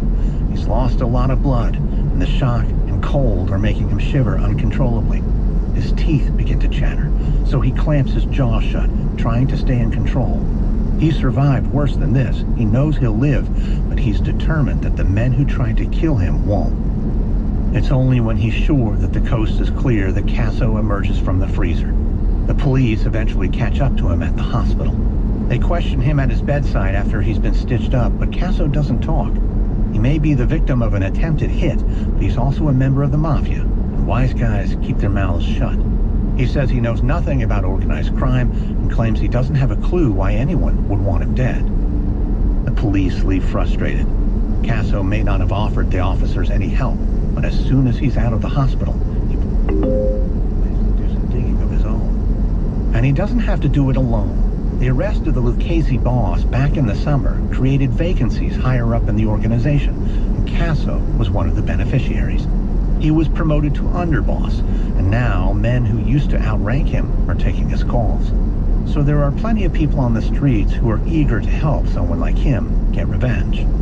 Informants soon come forward with a list of names, and one stands out. It shouldn't be a surprise to Casso that Jimmy Hidell was involved in the shooting. After all, he knew where Casso would be that day, and Casso did kill his dog. Still, Casso struggles to believe that Hidell would take a shot at him. One of Casso's associates, the businessman, he has friends in the NYPD who could look into the case on Casso's behalf. The two cops have helped Kaplan out in the past, and he knows they can be trusted. But Casso doesn't like the idea of relying on cops. Even if they are corrupt, they're still the enemy. But Casso also knows that as long as whoever backed Hidell's play is out there, he's in danger. So reluctantly, he tells Burton Kaplan to get in touch with his friends on the force. And a few days later, Kaplan comes to see him at a bar in Brooklyn. He's carrying a manila folder and grinning from ear to ear. But Casso frowns. What are you so happy about? Kaplan slaps the folder down in front of Casso. Oh, you're going to want to take a look at this, Gaspipe. Yeah, courtesy of New York's finest. Casso picks up the folder and opens it. It's full of crime scene photos and police paperwork relating to Casso's shooting. There's the license plate of a car he was shot from, as well as a list of suspects. Kaplan leans close. What'd I tell you? I knew they could help out. These sets of prints there that they found, you see? Casso glances over the page. Jimmy Hidell. Yep, and Nicky Guido, and Bob Barron. You know, I got Jimmy a job once. A nice cushy deal through one of the unions. I guess he really loved that dog.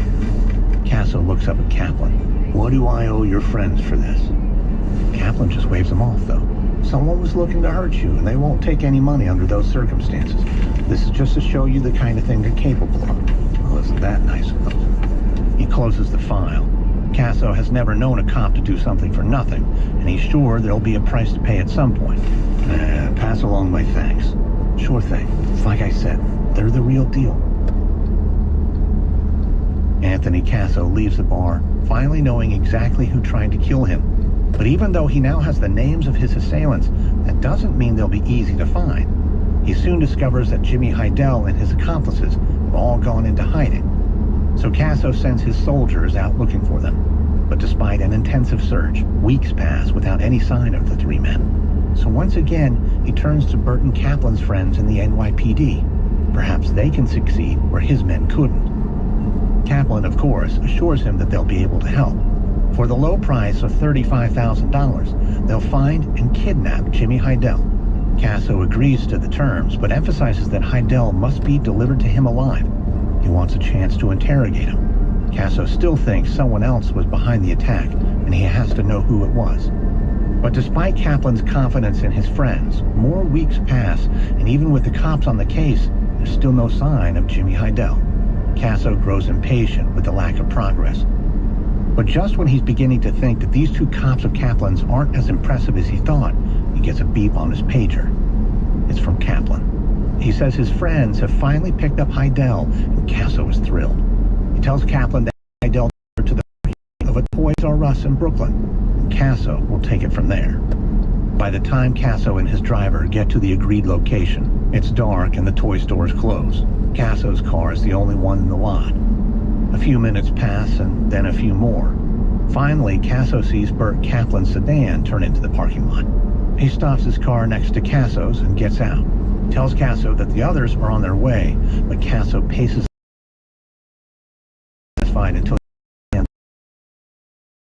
eventually the lights of a third car turn into the lot. It parks a distance away. Casso stays back. The less contact he has with these people, the better. They're still cops after all. A few moments later, and Casso, he nods back to the third car across the lot and says the cops have left Hidell in the trunk. They've cuffed him, bound his feet with duct tape, and stuffed his mouth with a handkerchief. Still, despite all their precautions, they had to knock him out such a racket, yelling and putting his feet into the trunk. So now he's got a bump on his head, but other than that, as promised, Hidell is unharmed. Casso takes the keys and wanders over to the car. As he's walking, he spots another vehicle by the entrance to the parking lot. Standing by its hood are two men who are looking in Casso's direction. One is tall and heavy-set, with gold chains that glint in the darkness. The other man is skinny, with sunken eyes. Casso glances at Kaplan, who's just behind him, and asks who they are. Kaplan jokes that they're his police escort. Casso doesn't laugh. He tells Kaplan and his two friends to get out of here. He's got work to do. The other men know when they're not welcome, so they get in their cars and drive away, leaving Casso alone with Jimmy Hidell. Casso pops the trunk, and Hidell is curled up inside, not moving, his face bloody and swollen. Anthony Casso smiles. Whether Hidell talks or not, Casso is going to enjoy this.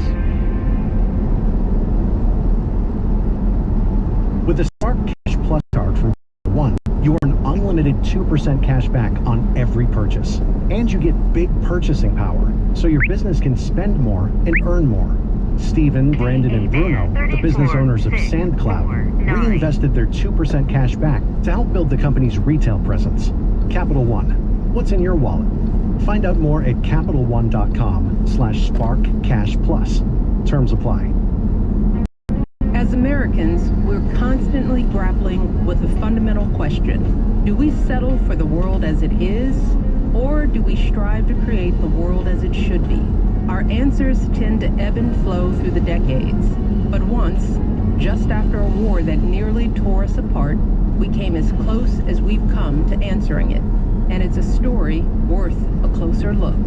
I'm Michelle Obama, and I'm proud to announce Higher Ground's new podcast, Reconstruction, The Unfinished Promise. Guided by best-selling author Malcolm Gladwell and featuring my husband, Barack Obama, this limited series uncovers the untold stories of Reconstruction, what they mean for us today, and how our past can shape the future we choose to build. Reconstruction, The Unfinished Promise, is available now on Audible or wherever you get your podcasts.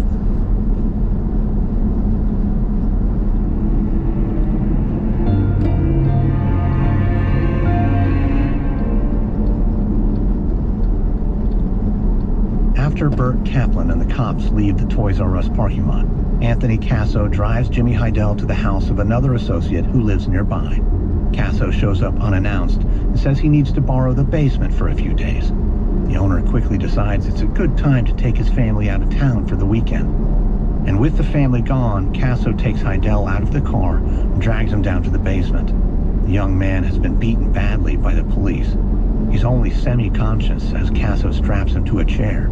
Casso unwraps the duct tape around Hidell's head and takes out the handkerchief that was stuffed in his mouth. He does want him to talk, after all. But Casso tortures Hidell all night, and by the next morning, the young man has confessed that he shot Casso and claims that the hit was ordered by senior members of the Gambino family. But it's not enough just for Casso to hear it. He wants other mobsters to know that he's found the man who tried to kill him, that he's smart enough and dangerous enough to track down his would-be assassins. Then, no one will ever mess with him again. So he invites senior members of both the Lucchese and Gambino families to the basement to hear Hidell's confession. Only once that's done does Casso prepare to kill him. He's just about to pull the trigger when Hidell asks Casso to do him one favor. He asks Casso to dump his body in the street so he's found and his mother can collect the insurance money. Casso solemnly promises he will and then shoots Hidell 15 times. But Casso doesn't keep his word. He tosses Hidell's body into a nearby waterway where it will never be found. Jimmy Hidell's family won't see a cent of the insurance money. But now that Hidell has been dealt with, Casso can turn his attention to the accomplices. During his interrogation, Hidell confirmed the information Casso got from the police. He was working with Nicky Guido and Bobby Bearing, but Guido and Bearing haven't been seen for weeks. But eventually, one of Casso's lookouts spots a red sports car outside Guido's house. He gives a license plate to his boss. Casso then asks Kaplan to get his cop friends to run a check on the plate. If the car belongs to Nicky Guido, then they can follow it. Selling information from the criminal record database is a way many police officers make a quick buck. It's one of the most common forms of corruption in the department. But in theory, this information is tightly controlled. Detectives Detectives are supposed to get approval from their superiors to look up a name, and logs are reviewed regularly. But Detective Stephen Caracappa is in the Major Case Squad. As a highly regarded detective, few would think to question him anyway, but conveniently, Caracappa also acts as his unit's coordinator. He liaises between detectives and their sergeants and signs off on reports on behalf of his boss. That means Caracappa is in a position to approve his own requests and ensure any suspicious activity on the system never gets flagged. So Anthony Casso's latest request is an easy assignment for Caracappa. And shortly before dawn on November 11th, 1986, he heads to NYPD headquarters. He grabs a coffee and strolls into the Major Case Squad room. It's not yet 6 a.m., and Caracappa is the only one there. Most of the guys in his unit don't get in until after 10. He sets his coffee down and logs into the squad's computer terminal. The NYPD criminal history computer consists of a small black and white screen with a keyboard attached. The machine is state-of-the-art. It allows Caracappa to see if someone has ever been arrested, along with all their known addresses. To search the system, Caracappa must identify himself by his name and tax number. This security measure means that all searches in the database can be traced back to a specific cop. Next, he needs to enter the case number associated with his inquiry. Caracappa is here to run a search on Nicky Guido, but he isn't part of the team looking into Casso's attempted murder, and he doesn't want to take any unnecessary risks. So first, Caracappa enters the number for a case he is working on, and starts by running a few names connected to it. Only then does he look up Nicky Guido, using the same case number. They'll just Guido and think nothing of it. And just as the first of his fellow officers trickle into the squad room, Caracappa finishes his task and logs out of the system. Then, with the information from Caracappa in hand, Bert Kaplan soon comes back to Casso and says they have what he's looking for. What it's going to cost him? Price is $4,000. Casso is incensed. He gave the cops an extra $5,000 for the good job they did with Jimmy Heidel, but now they're getting a license plate check. Casso thinks they're getting greedy, so he decides to find Nicky Guido on his own. Casso wonders if perhaps Guido has some other property where he's hiding away. He talks to a gas company and asks him to search their files. The man soon comes back with a street address in Brooklyn. Casso immediately sends some of his men to check the house, and they report it seems to fit Guido's description.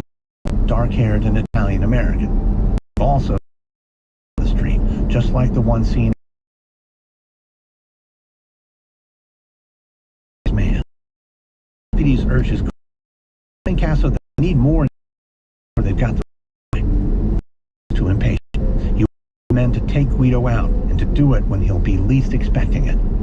And so a few weeks later, on Christmas Day 1986, three of Casso's doesn't want anything more than to put right across the Tony, and he figures a couple of minutes can't, even if it is raining. All right, let me get my boots on. Nicky grins and grabs his jacket from the back of the chair and calls into the kitchen. Hey, Ma, I'm going to show Uncle Tony the new ride. I'll help clean up in a bit. Nicky fishes his car keys out of his pocket while Tony pulls on his boot.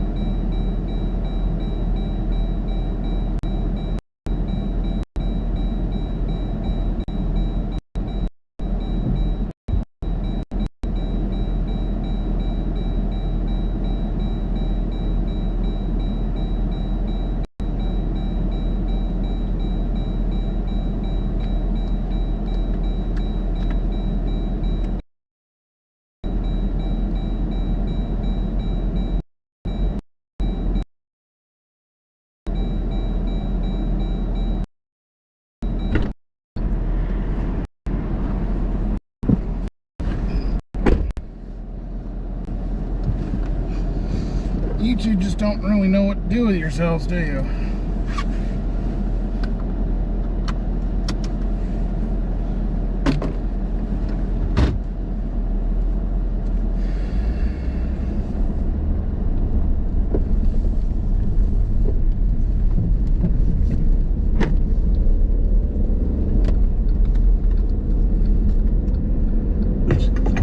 they both head out onto the stoop. It's getting dark and the sidewalk is slick with icy rain. Everyone else on the block is still inside enjoying Christmas Day with their families, and Tony is tempted to turn back too. But Nicky is already crossing the road, and his new red Nissan Maxima is parked half a block up the street. Tony hurries down the steps after him. By the time he reaches the car, Nicky is already in the driver's seat. He reaches over and opens the passenger door for Tony. Tony rubs his wet hands on his pants. I'm getting rain on your seats. That's okay, I don't mind. Check this out. Nicky turns the ignition and the dashboard lights up in a futuristic green. Ooh, doesn't she purr? Yeah, pretty cool, like we're in a jet plane or something. And look, it's got a fully digital instrument cluster. Even the fuel gauge is digital. Yeah, Nicky sure is nice. Tony glances out the window as a man in a gray cap and dark jacket walks by. The man turns and is still focused on the car. Man, it's like something from... Tony looks back at the dashboard. He does. The man... Or discovering new ones. Audible has a story that'll introduce you to your most fascinating conversation with the C.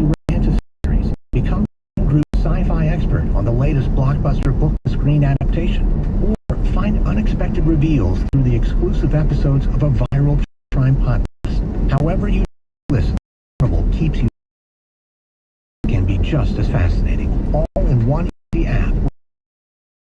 $99, you'll get access to over 1 million audio podcasts, bestsellers, the hottest new releases, exclusive podcasts you won't find anywhere else.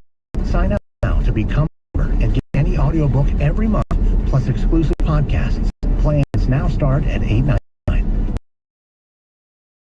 Be fascinating.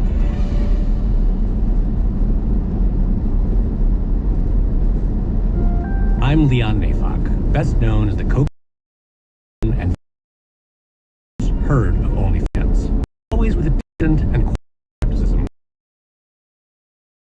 Who is actually using OnlyFans creator and comedian.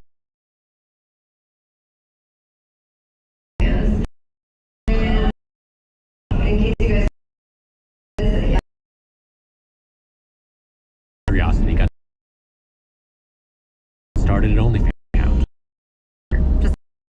It turns out I knew it was wrong. For something that wasn't. Comes with a price tag. Listen to OnlyFans wherever you OnlyFans right now. Or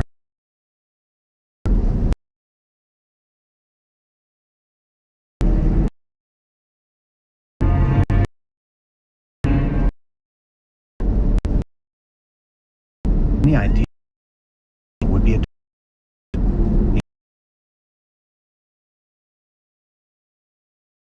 organized crime, but the next active in charge is a call from the district attorney's office. An investigating attempted murder of families, and Nicky Quito is a revenge hit. But from every Nicky sound like a mob, and he soon there are two that innocent worked for the other criminal convictions to his case. So looking for this second, but when he visits the file, what he knows and advises her that Quito should turn him in for police protection. But that the was the mom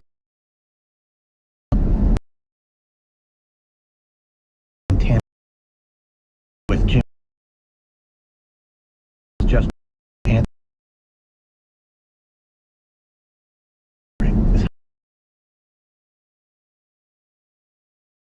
on television.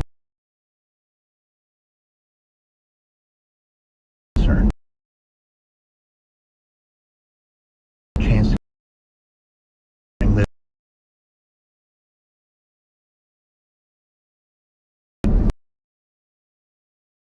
away from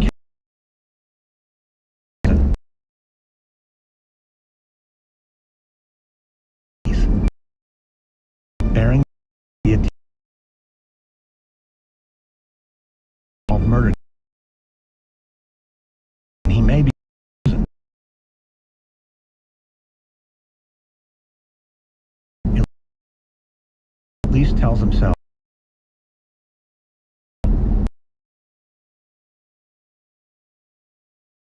when Casso learns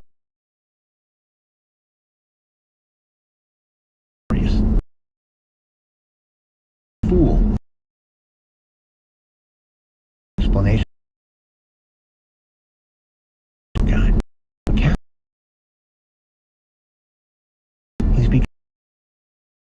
He begins to as a way to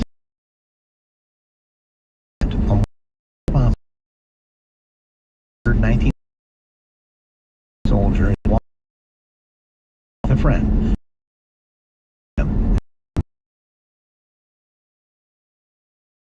Shown once again, man, anyone to call. Kaplan is upset. By the loop. He's the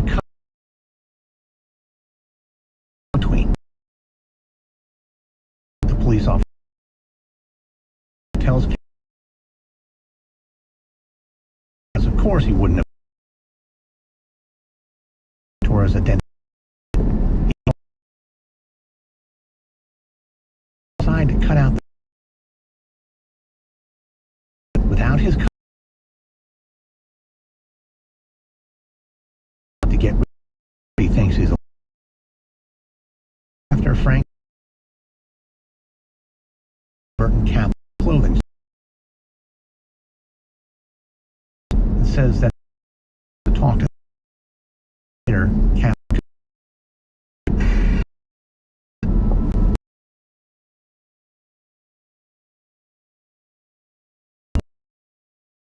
Mr. Eppolito.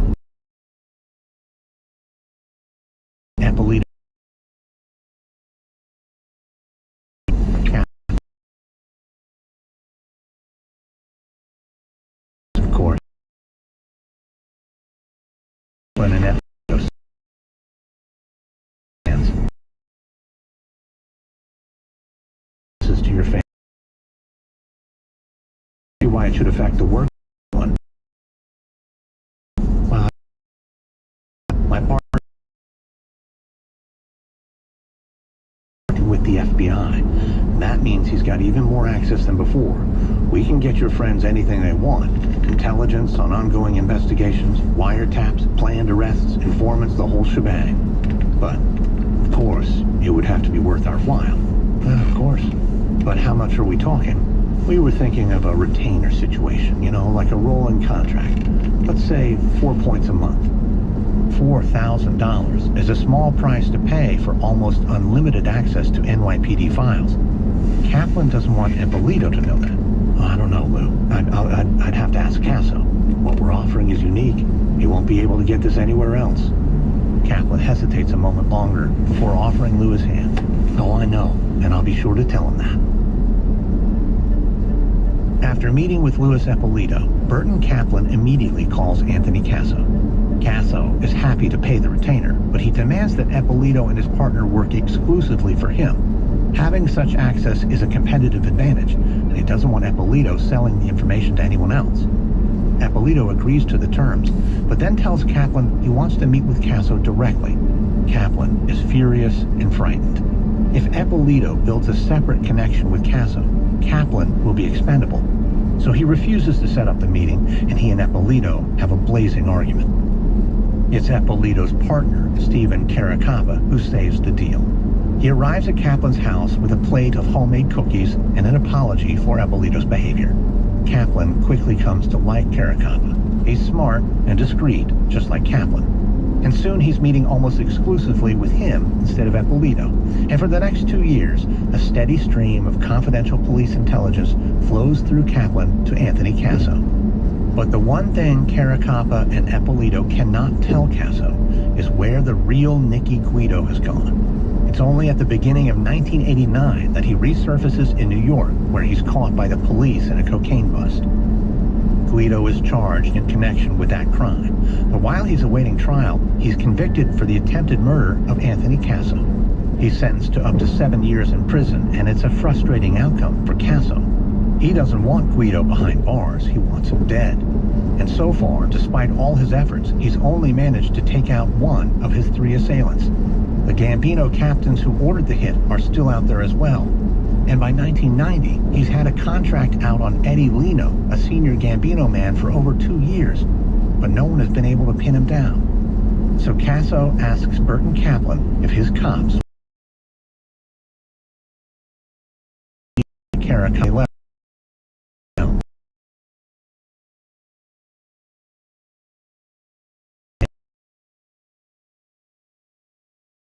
police salary.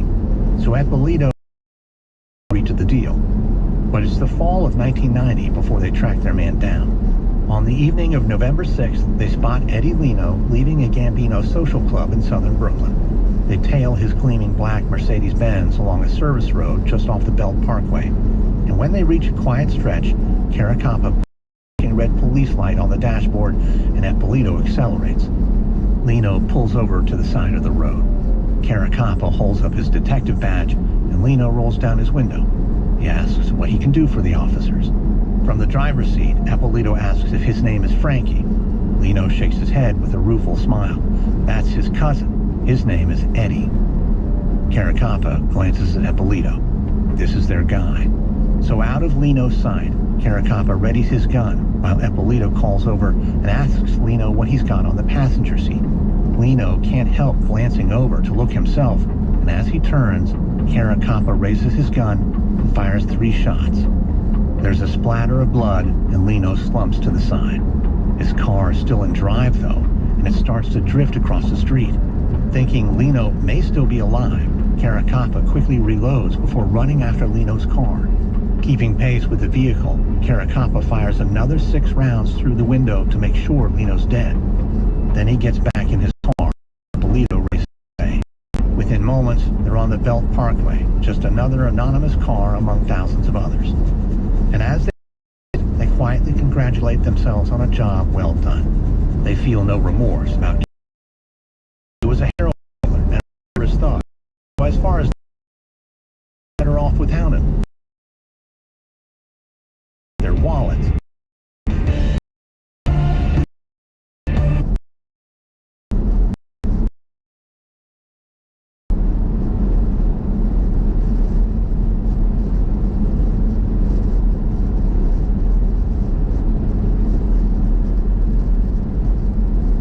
American Scandal uses dramatizations that are based on true events. Some elements, including dialogue, might be invented, but everything is based on historical research.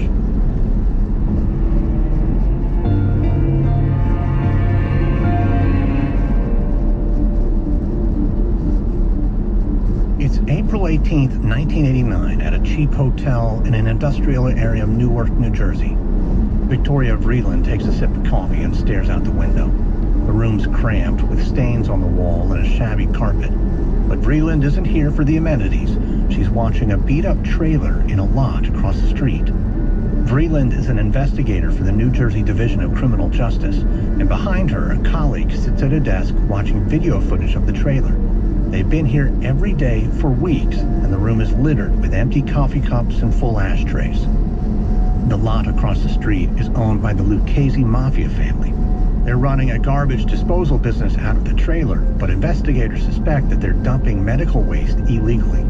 Vreeland's job is to watch suspected mobsters come and go and listen in on their conversations thanks to a court-authorized wiretap. So far, she hasn't discovered much, but as Vreeland watches today, an RV turns into the lot and a man climbs out. He's dressed in a dirty t-shirt and a fedora. Vreeland has seen him here before.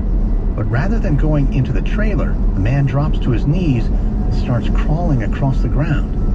Vreeland waves her partner over. Hey, come look at this. Her partner comes to the window and peers out at the man in the fedora. What's he doing? I don't know. It's like he's looking for something. Maybe he lost a contact lens. But as they watch, the man disappears under the trailer. Oh crap, what? That's where the bugs are. If he finds them, we're cooked. Vreeland and her partner watch in tense silence. All Vreeland can see are the man's sneakers. It would be comical if she weren't so worried. Suddenly, the man wriggles out from under the trailer. He stands up and brushes himself off. You think he found them? I don't know. Depends on how good a job the techs did hiding them. The guy in the lot disappears inside the trailer. Vreeland's partner races back to the screens on his desk, which show live footage of the trailer's interior. But Vreeland stays by the window, watching in case anyone else shows up. What's he up to in there? He's opening cupboards, pulling out couch cushions. Now he's inspecting the air vents. Yeah, he's definitely checking for bugs. Oh, he's coming out again. The man in the fedora steps outside and goes back to the RV and pulls out a ladder. He sets it against the trailer and climbs onto the roof.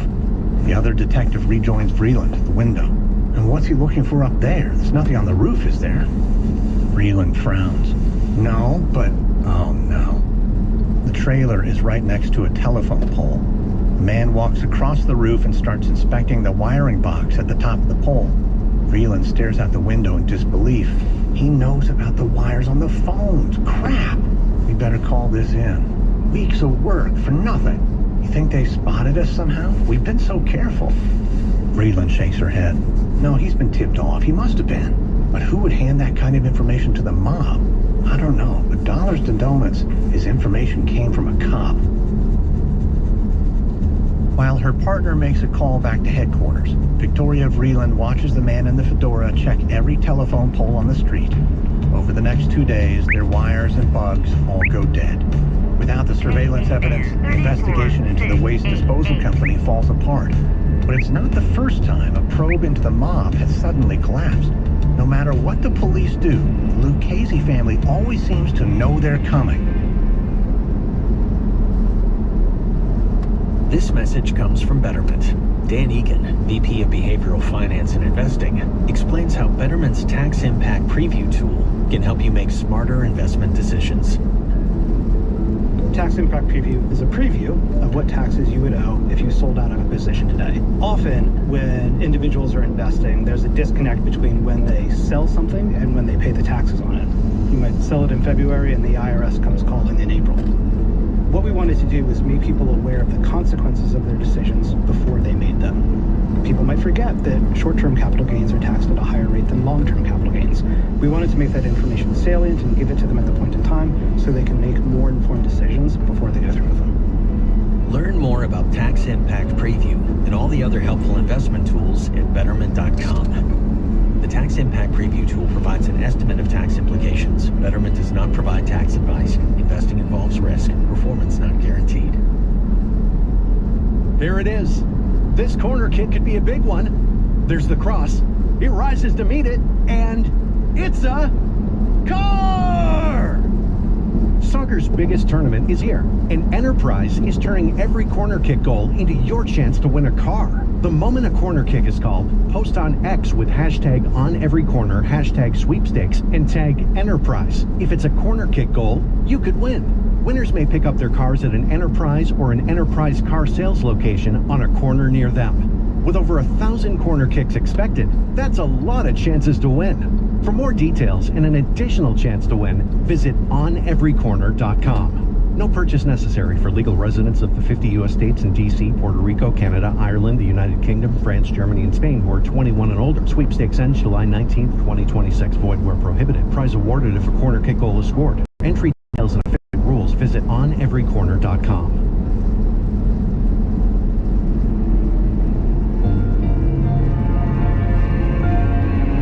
From Audible Originals, I'm Lindsey Graham, and this is American Scandal.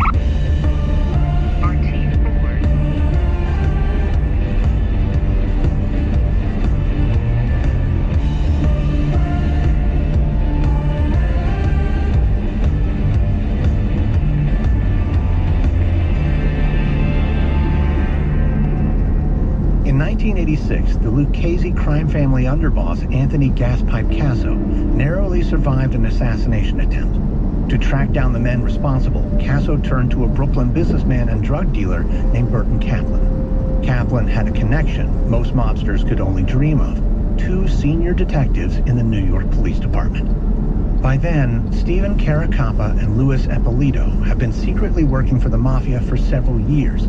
It was a lucrative business for them, and for the mobsters, what they got in return made it money well spent. But the partnership between Caracappa and Eppolito and the mob was about to be tested. An FBI investigation was about to take down some of the most senior men in the New York underworld, and threatened to reveal the identities of the two mafia cops in the process. This is episode 3, The Crystal Ball. It's May 25th, 1990 in Queens, New York. Burton Kaplan is driving on the Long Island Expressway. He's on his way to meet Detective Louis Eppolito, who has something important to tell him, and apparently it has to be done in person. So Kaplan's worried. He's never heard Eppolito sound so serious before. He pulls up at their agreed meeting point just off the expressway. The gravel shoulder is littered with crushed cans and broken glass. Eppolito is already there, leaning against the hood of his car, fanning himself with his cap. Normally, he's all smiles, but today, his expression is grim. Kaplan wipes his brow with a handkerchief. Hey, you wanted to talk, Louis? Yeah, thanks for coming. Well, what's going on? This about me? Eppolito glances around. Traffic roars by on the expressway. No one will be able to listen into this conversation. It's the windows job. New York City is in the process of replacing nearly 900,000 windows in its public housing. The contract is worth hundreds of millions of dollars, and several crime families are cashing in. They've conspired to inflate costs, rig bids, and extort money from the program, but Kaplan has nothing to do with it. I don't know much about it, to be honest, Lou. I'm not really involved. But gas pipe is, right? What have you heard? It might be a good idea for him to get out of town this weekend. Is it going to be a raid? Eppolito nods. Yeah, big one. The truck thunders by, and Eppolito waits, watching it go. They're sweeping the board. Everyone involved in this window scam. Everyone. The Gambinos, the Genoveses, and your guys. Kaplan stares at Eppolito in shock. Geez, is my name on the list? Because I'm not really involved. Eppolito shakes his head. No, but Gaspipe is, along with his boss. You sure about this? I wouldn't be standing here otherwise. I mean, I want to keep getting paid, don't I? Eppolito laughs, but Kaplan forces a smile. Yeah, right. So tell Gaspipe to maybe think about a trip out of town. All right, Lou, thanks. I'll pass that along, and I guess I should get going. He turns back to his car, but Eppolito calls out to him. Just don't pass it along too far, yeah, Bert? What do you mean? Well, you start saving everybody, and they're going to notice. Someone's got to be there when the door gets kicked in. Kaplan nods. Well, whatever happens, Gaspipe's men won't talk. Yeah? He hates rats almost as much as me. Well, the FBI is going to try and flip as many guys as they can. Doesn't matter if they do. No one knows your names except for me. Not even Casso. Well, that's smart thinking, Bert. Guess me and Stevie just got to make sure the feds never get a hold of you, right? Burton Kaplan gets back in his car and drives away. He has to warn Anthony Casso about the raid before it's too late. But as he heads back to the expressway, he can't help wondering how the FBI got enough evidence to target so many mafia families at the same time. The truth is that it's not just the Lucchese family who have informants working for them. For months, the FBI has had a man on the inside of their own. He's a union worker who's responsible for funneling cash from the public housing windows program. But after he was arrested on unconnected charges of murder, he decided to cooperate with the authorities. He hoped to secure a lighter sentence, and in return, the FBI wanted evidence they could use against the most powerful mobsters in New York. It's an investigative tactic that was only possible thanks to a law passed in 1970. The Racketeer Influenced and Corruption Organizations, or RICO Act, has transformed how prosecutors go after the mob. They no longer have to prove defendants committed a specific crime to secure a conviction. Instead, all they have to do is show that someone is part of a wider criminal enterprise. And that means mafia bosses can be convicted for crimes they ordered but never carried out themselves. And it gives lower-ranking criminals, like the FBI's union worker, a powerful incentive to cooperate with authorities. So the FBI put bugs in the informant's office, his car, even on his clothes. And through hundreds of hours of secret recordings, they secured enough evidence to indict more than a dozen senior figures in New York's most powerful crime families. It's going to be one of the biggest busts in the history of the city. And the arrests are planned for just after Memorial Day weekend, when the authorities believe the mobsters are likely to be at home with their families. So at 6 a.m. on May 30th, 1990, a van with blacked-out windows pulls up outside Anthony Casso's house. Inside the van, an FBI agent checks his gun. He's been working on this case for over 2 years, and if today's raid goes as planned, it could make his career. The doors of the van slide open, and the FBI agent strides toward the house. The rest of his squad fans out across the immaculate lawn. They're hoping to surprise Casso, so they don't bother knocking. One of the agents breaks the lock, another kicks down the door, and they move inside swiftly. The team sweeps the ground floor, searching for their target, but every room they enter is dark and silent. It's clear Casso was here recently, though. The FBI agent finds takeout boxes on the kitchen counter, even fresh milk in the fridge, but there's no sign of the man himself. Thanks to Burton Kaplan and his friends in the NYPD, Anthony Casso is already in hiding. Vic Amuso, the boss of the Lucchese family, has also escaped the FBI's clutches. But across the city, more than a dozen other senior mobsters are taken into custody. This FBI raid is so large that it makes Louis Eppolito reevaluate. Eppolito has been with the New York Police Department for 20 years and is eligible for a police pension. And with the FBI down his mob associate, he decides it's time. Papa can't imagine not being a police officer, so he decides. While in late 1990, Eppolito retires from the force. Still only 42 years old, he's not ready to see out his days on the golf course. Instead, he sets his sights on a new career in show business. While still in the NYPD, he was scouted by a Hollywood casting director and scored a small role as a mobster in the movie Goodfellas. Encouraged by his first acting job, Eppolito now dreams of making it big in Hollywood. He wants to write and star in his own. He soon decides that California is too expensive for him, so he and his family settle in more affordable Las Vegas. He doesn't get the movie roles he dreamed of, not right away, but he soon secures a book deal for a memoir of his life in the NYPD. The publisher calls it Mafia Cop, the story of an honest cop whose family was the mob. Released in 1992, it presents Eppolito as a decent, if unconventional, hero, trying to escape his mob by the prejudice and doubt of his superiors. Eppolito doesn't see any problem with drawing attention to himself in this way. He's never been afraid to tease his connections to the mob, whether it's joking about the criminals in his family when he was at the academy, or dressing like the stereotype of a Brooklyn mobster. It's almost been part of his cover. But the publication of his book has some unintended consequences. One morning in July 19...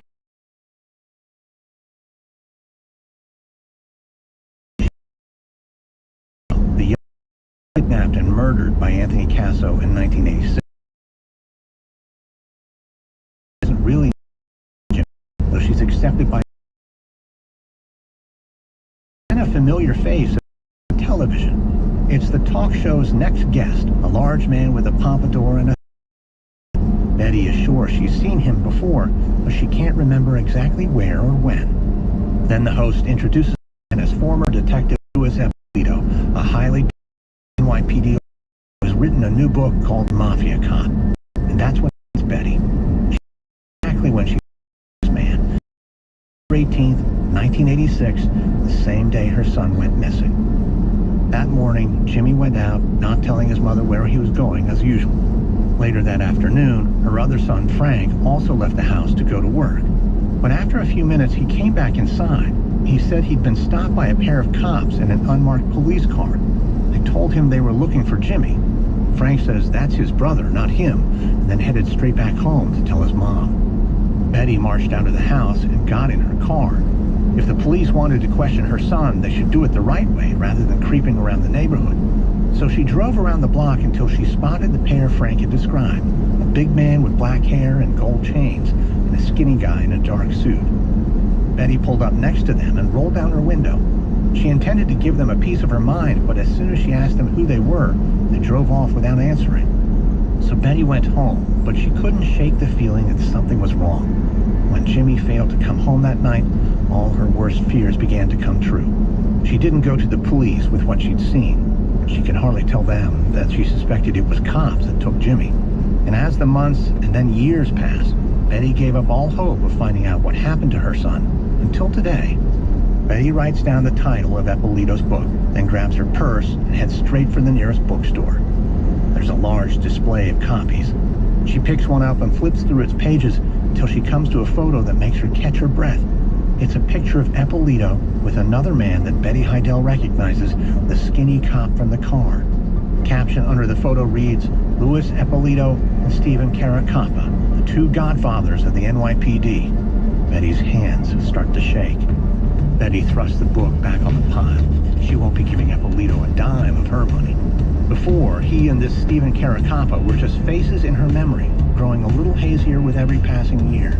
But now she knows their names, and she's determined that somehow, someday, they are going to pay for what they did to her son. Whether you're exploring your current fascinations or discovering new ones, Audible has all the stories that'll introduce you to your most fascinating self. Tap into a whole new world of heated conversations with a saucy romantasy series. Become your friend group's sci-fi expert on the latest blockbuster book-to-screen adaptation. Or find unexpected reveals through the exclusive episodes of a viral true crime podcast. However you choose to listen, Audible keeps you fascinated so you can be just as fascinating. All in one easy app with plans now starting at $8.99. You'll get access to over 1 million audiobooks and podcasts, including trending bestsellers, the hottest new releases, and exclusive podcasts you won't find anywhere else. Sign up now to become a member and get any audiobook every month, plus exclusive podcasts. Plans now start at $8.99. Audible. Be fascinated. Be fascinating.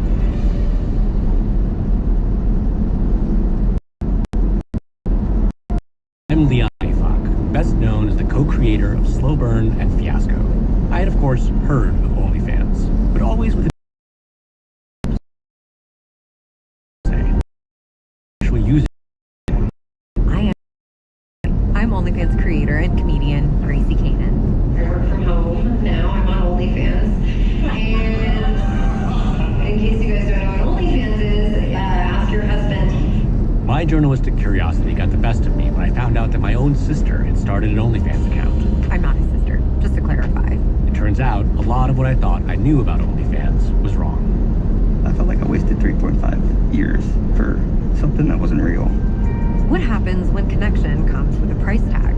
Listen to Only Fantasy wherever you get your podcasts, or binge all episodes of Only Fantasy ad-free right now, only on Audible. Start your Audible subscription in the Audible app or on Apple Podcasts.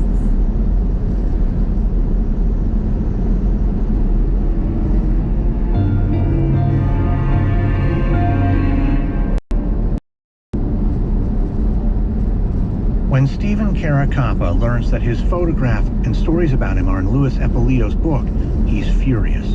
While the memoir carefully avoids any mention of their work with the mafia, Eppolito still admits to serious breaches of police regulations, and that puts Caracappa in a difficult position. Eppolito is retired and living in Las Vegas. He's safe from disciplinary action, but Caracappa is still in New York and in active service with the major case squad. Based on what Eppolito has written about him, he could be investigated by Internal Affairs and lose his job along with his police pension. The more Caracappa thinks about it, the more he realizes his career in the NYPD is as good as over. He has no choice but to quickly retire before anyone can ask too many questions. But he's not just worried about the repercussions from his fellow officers. Up until now, only Burton Kaplan knew their names, and while they stayed anonymous, no one in the mob could come after them. Now, though, thanks to Eppolito's book, they aren't safe anymore. And one man who has already figured out their identities is Anthony Gaspard Casso. Still in hiding from the FBI, he bought a copy of Eppolito's book and read it cover to cover. When he saw the photograph of Louis Eppolito and Stephen Caracappa together, he also recognized them immediately. They were the men hanging around the Toys R Us parking lot the night he picked up Jimmy Heidel. Eppolito and Caracappa must be the cops Burton Kaplan has been working with all this time. Next time Casso sees Kaplan, he asks him about it directly. Kaplan doesn't confirm their identities, but Casso can tell from Kaplan's reaction that he's on the money. So Casso files this information about the detectives away. He's sure it will come in handy one day. Since the FBI raid in 1990, Casso and Lucchese from a Casso uses an elaborate system to communicate with his men. Each payphone in New York has been given a code number, and when he wants to talk to one of his soldiers, Casso pages him with the code. The recipient then drives to that specific payphone and waits for Casso's call. The coded beeper messages let Casso do business without any risk of the feds listening in. But the system is time-consuming and awkward, and as the months go by without any sign that the FBI is onto him, Casso becomes complacent. Believing cell phones to be more secure, he buys one and starts using it to call other members of the Lucchese family directly. Eventually, though, the FBI catches on. Agents trace his calls to underlings in Brooklyn back to a radio tower in Morris County, New Jersey. And it's there, 32 months after Casso disappeared, that the FBI finally tracks him down. Casso's holed up in his secluded house in the neighborhood of Mount Olive. The property is set back from the road and surrounded by hills and woods. With the closest neighbor 100 yards away, it's the perfect place for a wanted man to lie low. And Casso is comfortable here. On the morning of January 19th, 1993, he does as he always does. He kisses his mistress goodbye, and as he hears the front door close and the purr of her Jeep's engine outside, he heads for the Since going into hiding, Casso had grown out his hair and mustache and started wearing glasses. But he's still the same man under and shower. He's playing day ahead. The business he has to address. His thoughts are interrupted, though, by downstairs, and for a moment he wonders if his mistress has gotten her key. He turns off the shower and listens. Then there's a loud crash, the thump of footsteps in the hall, and voices shouting FBI. Casso grabs for a towel and has just covered himself when the agents burst into the bathroom with guns raised. Dripping water onto the tiled floor, Casso surrenders and says he'll come peacefully. He's then cuffed, and a large coat is thrown over his shoulders. Then he's bundled down the stairs and brought out across the snowy lawn to a waiting car.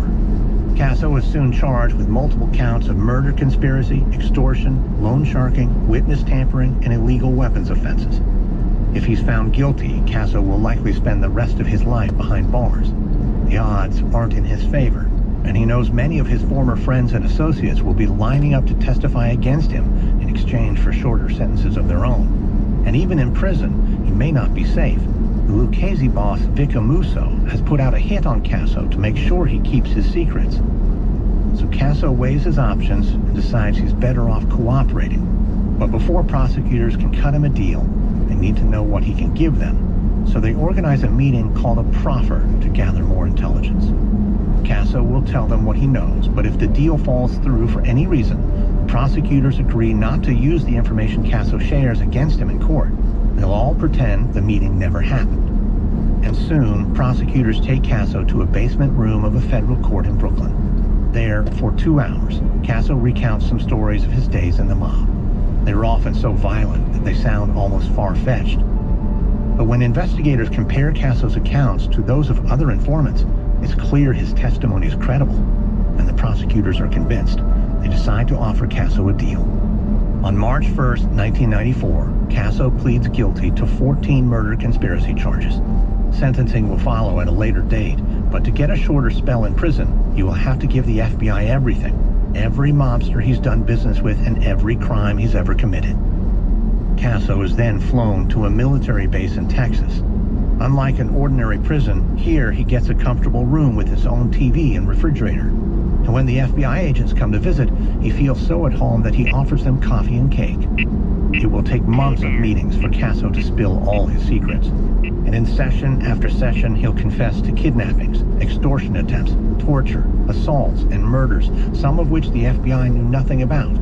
The investigators interviewing him are horrified by the casual brutality of Casso's crimes, but even more shocking are his allegations against 2 New York police officers. Casso says he got away with many of his crimes thanks to what he called his crystal ball. Inside the NYPD, there were 2 senior detectives who would feed him information on ongoing investigations, telling him who was going to get arrested and who needed to be killed to make problems go away. Their names were Stephen Caracappa and Louis Eppolito, and over the years, Casso paid them over $350,000 on behalf of the Lucchese crime family. During all their long careers in law enforcement, the prosecutors have never heard anything like this. They spend hundreds of hours trying to build a case against Eppolito and Caracappa and linking Casso's confessions to outstanding investigations that stretch back decades. But as Casso continues to talk, news of his betrayal works its way back to Brooklyn. Burton is at home when the phone rings. His wife picks it up and tells him it's his lawyer. Kaplan tells her to take a message and he'll call back in half an hour. But 5 minutes later, the phone rings again. His wife says it sounds urgent, so this time, Kaplan takes the call. Hey, I'm busy with something. I said I'd call you back. I decided this couldn't wait. What's going on? Well, there's been a development. Kaplan turns slightly, instinctively looking out the window and scanning the street outside. What's happened? It's Anthony Casso. He went bad. Kaplan straightens, his grip tightening on the phone. Gas pipe? No, he wouldn't. He's made a deal with the prosecutors. Are you out of your mind? You can't talk like that. If gas pipe hears, we're both dead. Bert, Casso fired his attorney. He's got a government lawyer now. Kaplan falls silent. The only reason Casso would get a government attorney is if he has started working for the other side. He flipped? It looks like it. Kaplan doesn't respond. He stares out the window, his mind racing. Bert, you there? Yeah, I'm here. Yeah. You're absolutely sure about this? I heard it from Casso's attorney himself, yeah. But gas pipe hates rats. Well, people change when they're staring at life inside. How much does he have on you? A little? Bert. Okay, a lot. Well, you need to start thinking about your next move. Kaplan rubs his forehead, stretching the phone cord with his pacing. Yeah. I don't want to say I told you so. Well, then don't. But I have been urging you to cut ties for years. Yeah, I know. You should have walked away. I know. I should have listened to you. I should have listened to my wife. I should have listened to all of you smart people, but you liked taking the money I made, didn't you? Bert, you didn't need the mob to pay me. You were doing just fine without them. But it wasn't really about the money, was it? Burton Kaplan hangs up the phone and curses. Over the years, he and Anthony Casso committed dozens of crimes together. Drug deals, fraud, and even murder. So if it's true that Casso has now turned, the FBI is bound to come after him. So he has to act fast. Kaplan is out of the house before his wife even realizes he's off the phone. He's got a call to make. There's not one he can make at home. Whether you're exploring your current fascinations or discovering new ones, Audible has all the stories that'll introduce you to your most fascinating self. Tap into a whole new world of heated conversations with a saucy romantasy series. Become your friend group's sci-fi expert on the latest blockbuster book-to-screen adaptation. Or find unexpected reveals through the exclusive episodes of a viral true crime podcast. However you choose to listen, Audible keeps you fascinated so you can be just as fascinating. All in one easy app. With plans now starting at $8.99, you'll get access to over 1 million audiobooks and podcasts, including trending bestsellers, the hottest new releases, and exclusive podcasts you won't find anywhere else. Sign up now to become a member and get any audiobook every month, plus exclusive podcasts. Plans now start at $8.99. Audible. Be fascinated. Be fascinating.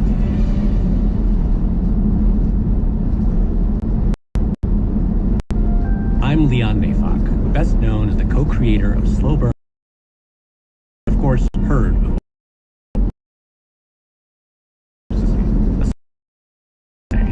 who is actually using this platform. I am. Hi, I'm OnlyFans creator and comedian Gracie Kanan. I work from home now.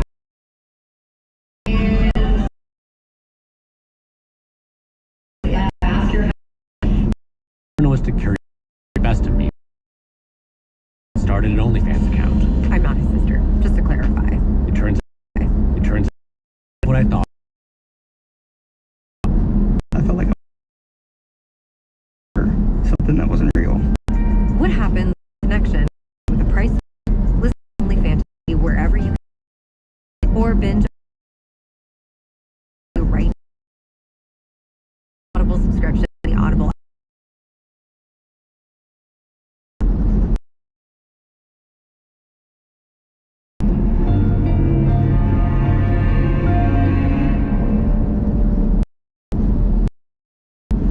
After the from his lawyer, Burton Kaplan straight to the line might already be bugged. Kaplan has to get out of town, but disappearing at such short notice doesn't come cheap. So he dials the number of one of his friends in the mafia who says he can front the cash Kaplan needs. Kaplan hangs up and goes back home. He grabs all the money he's stashed around the house and packs a bag. It's not long before his mafia friend shows up.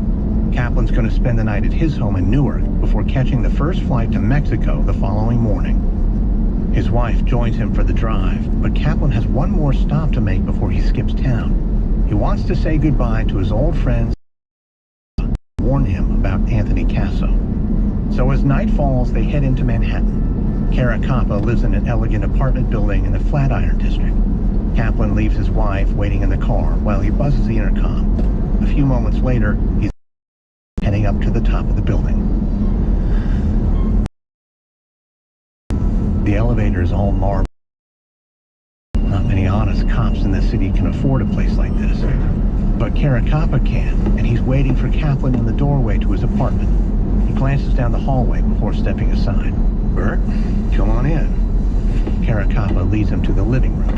The apartment is immaculate, leather framed commendations on the wall, and a view that stretches across Manhattan. "Why don't you sit down? Can I get you something to drink?" Sit. "No, I'm not staying." "Sit down, Bert." Kaplan doesn't. "No, I'm going on the lam, but I need you to know I won't turn. Even if they catch up to me, I'll never rat." Cara Coppa nods and takes a sip of his drink. "Well, you're a good friend, Bert. There's something else to do. Gas pipe about. You saw your picture in that blue." Cara Coppa exhales through his nose, sounding more annoyed than afraid. "I told him not to write that thing. Too late now. You can still run. You've got a head start. With your smarts and your money, you could disappear. They'd never find you." Cara Coppa looks around his apartment. "Yeah, life as a fugitive isn't for me. I'm going to stay. See what happens.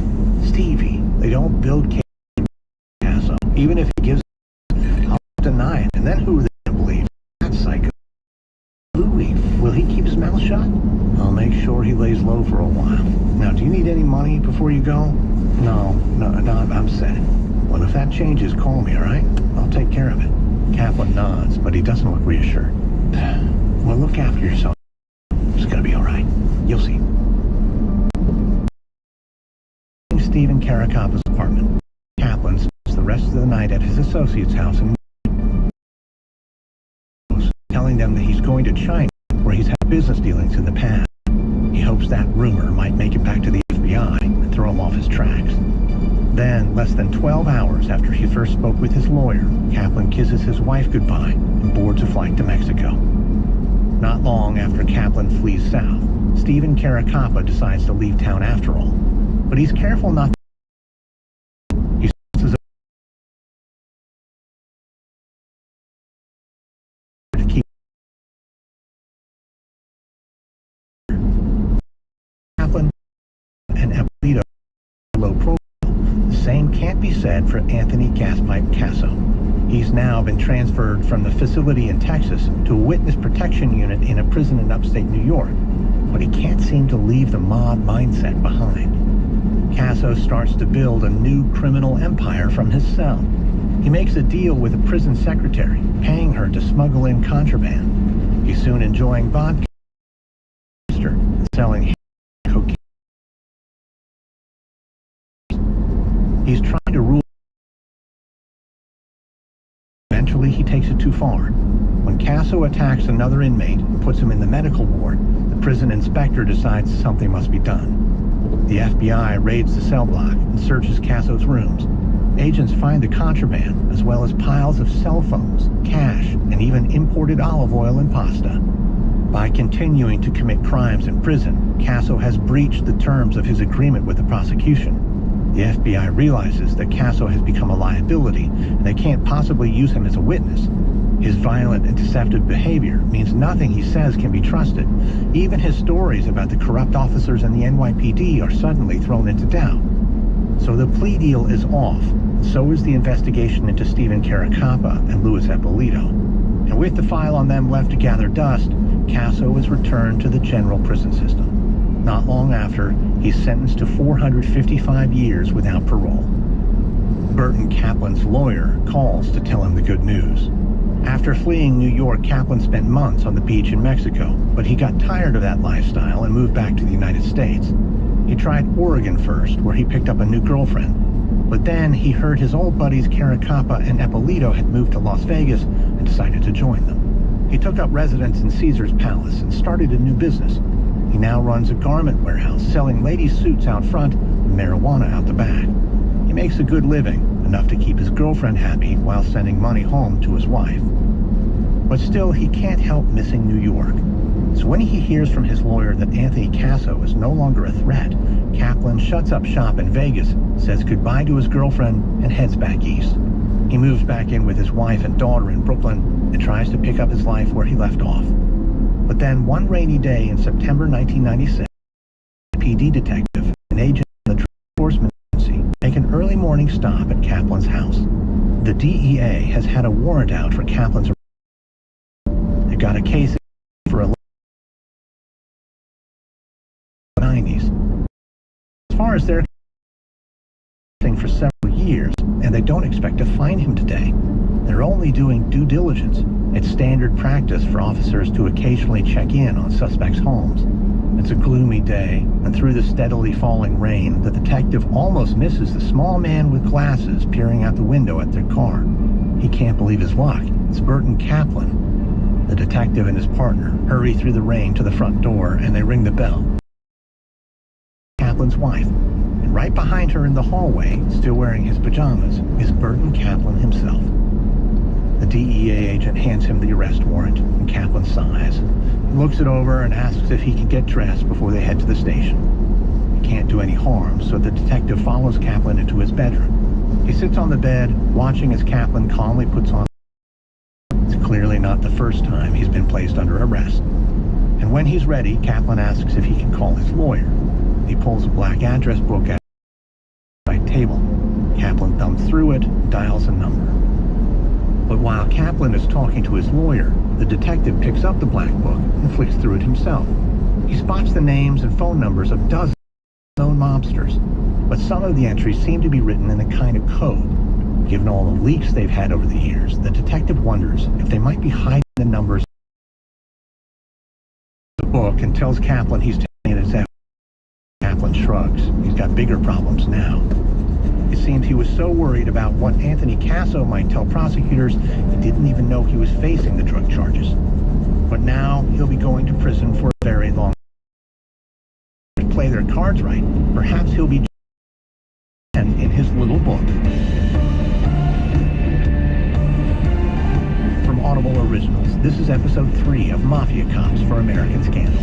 In our next episode, detectives begin investigating Louis Eppolito and Stephen Caracappa again, and the net finally closes in on the corrupt ex-cops.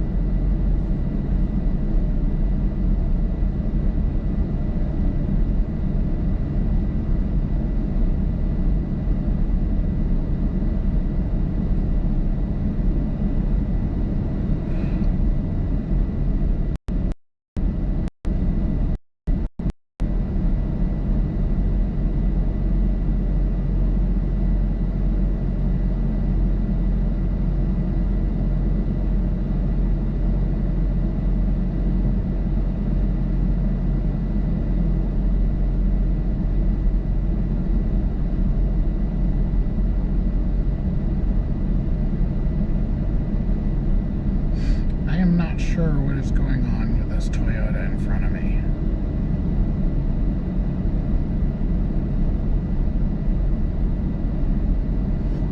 But my guess is that they're going and finding bushes to pee behind.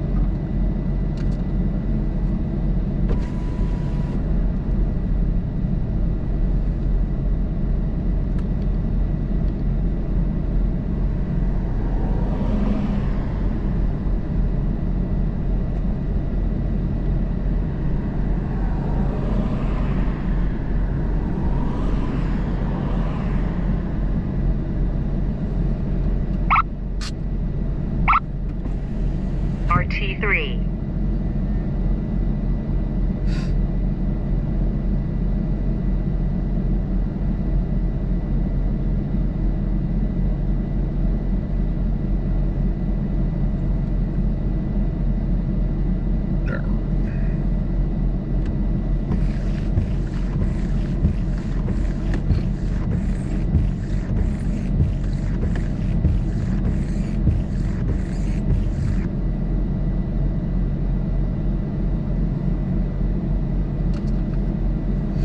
Raven didn't like the wipers.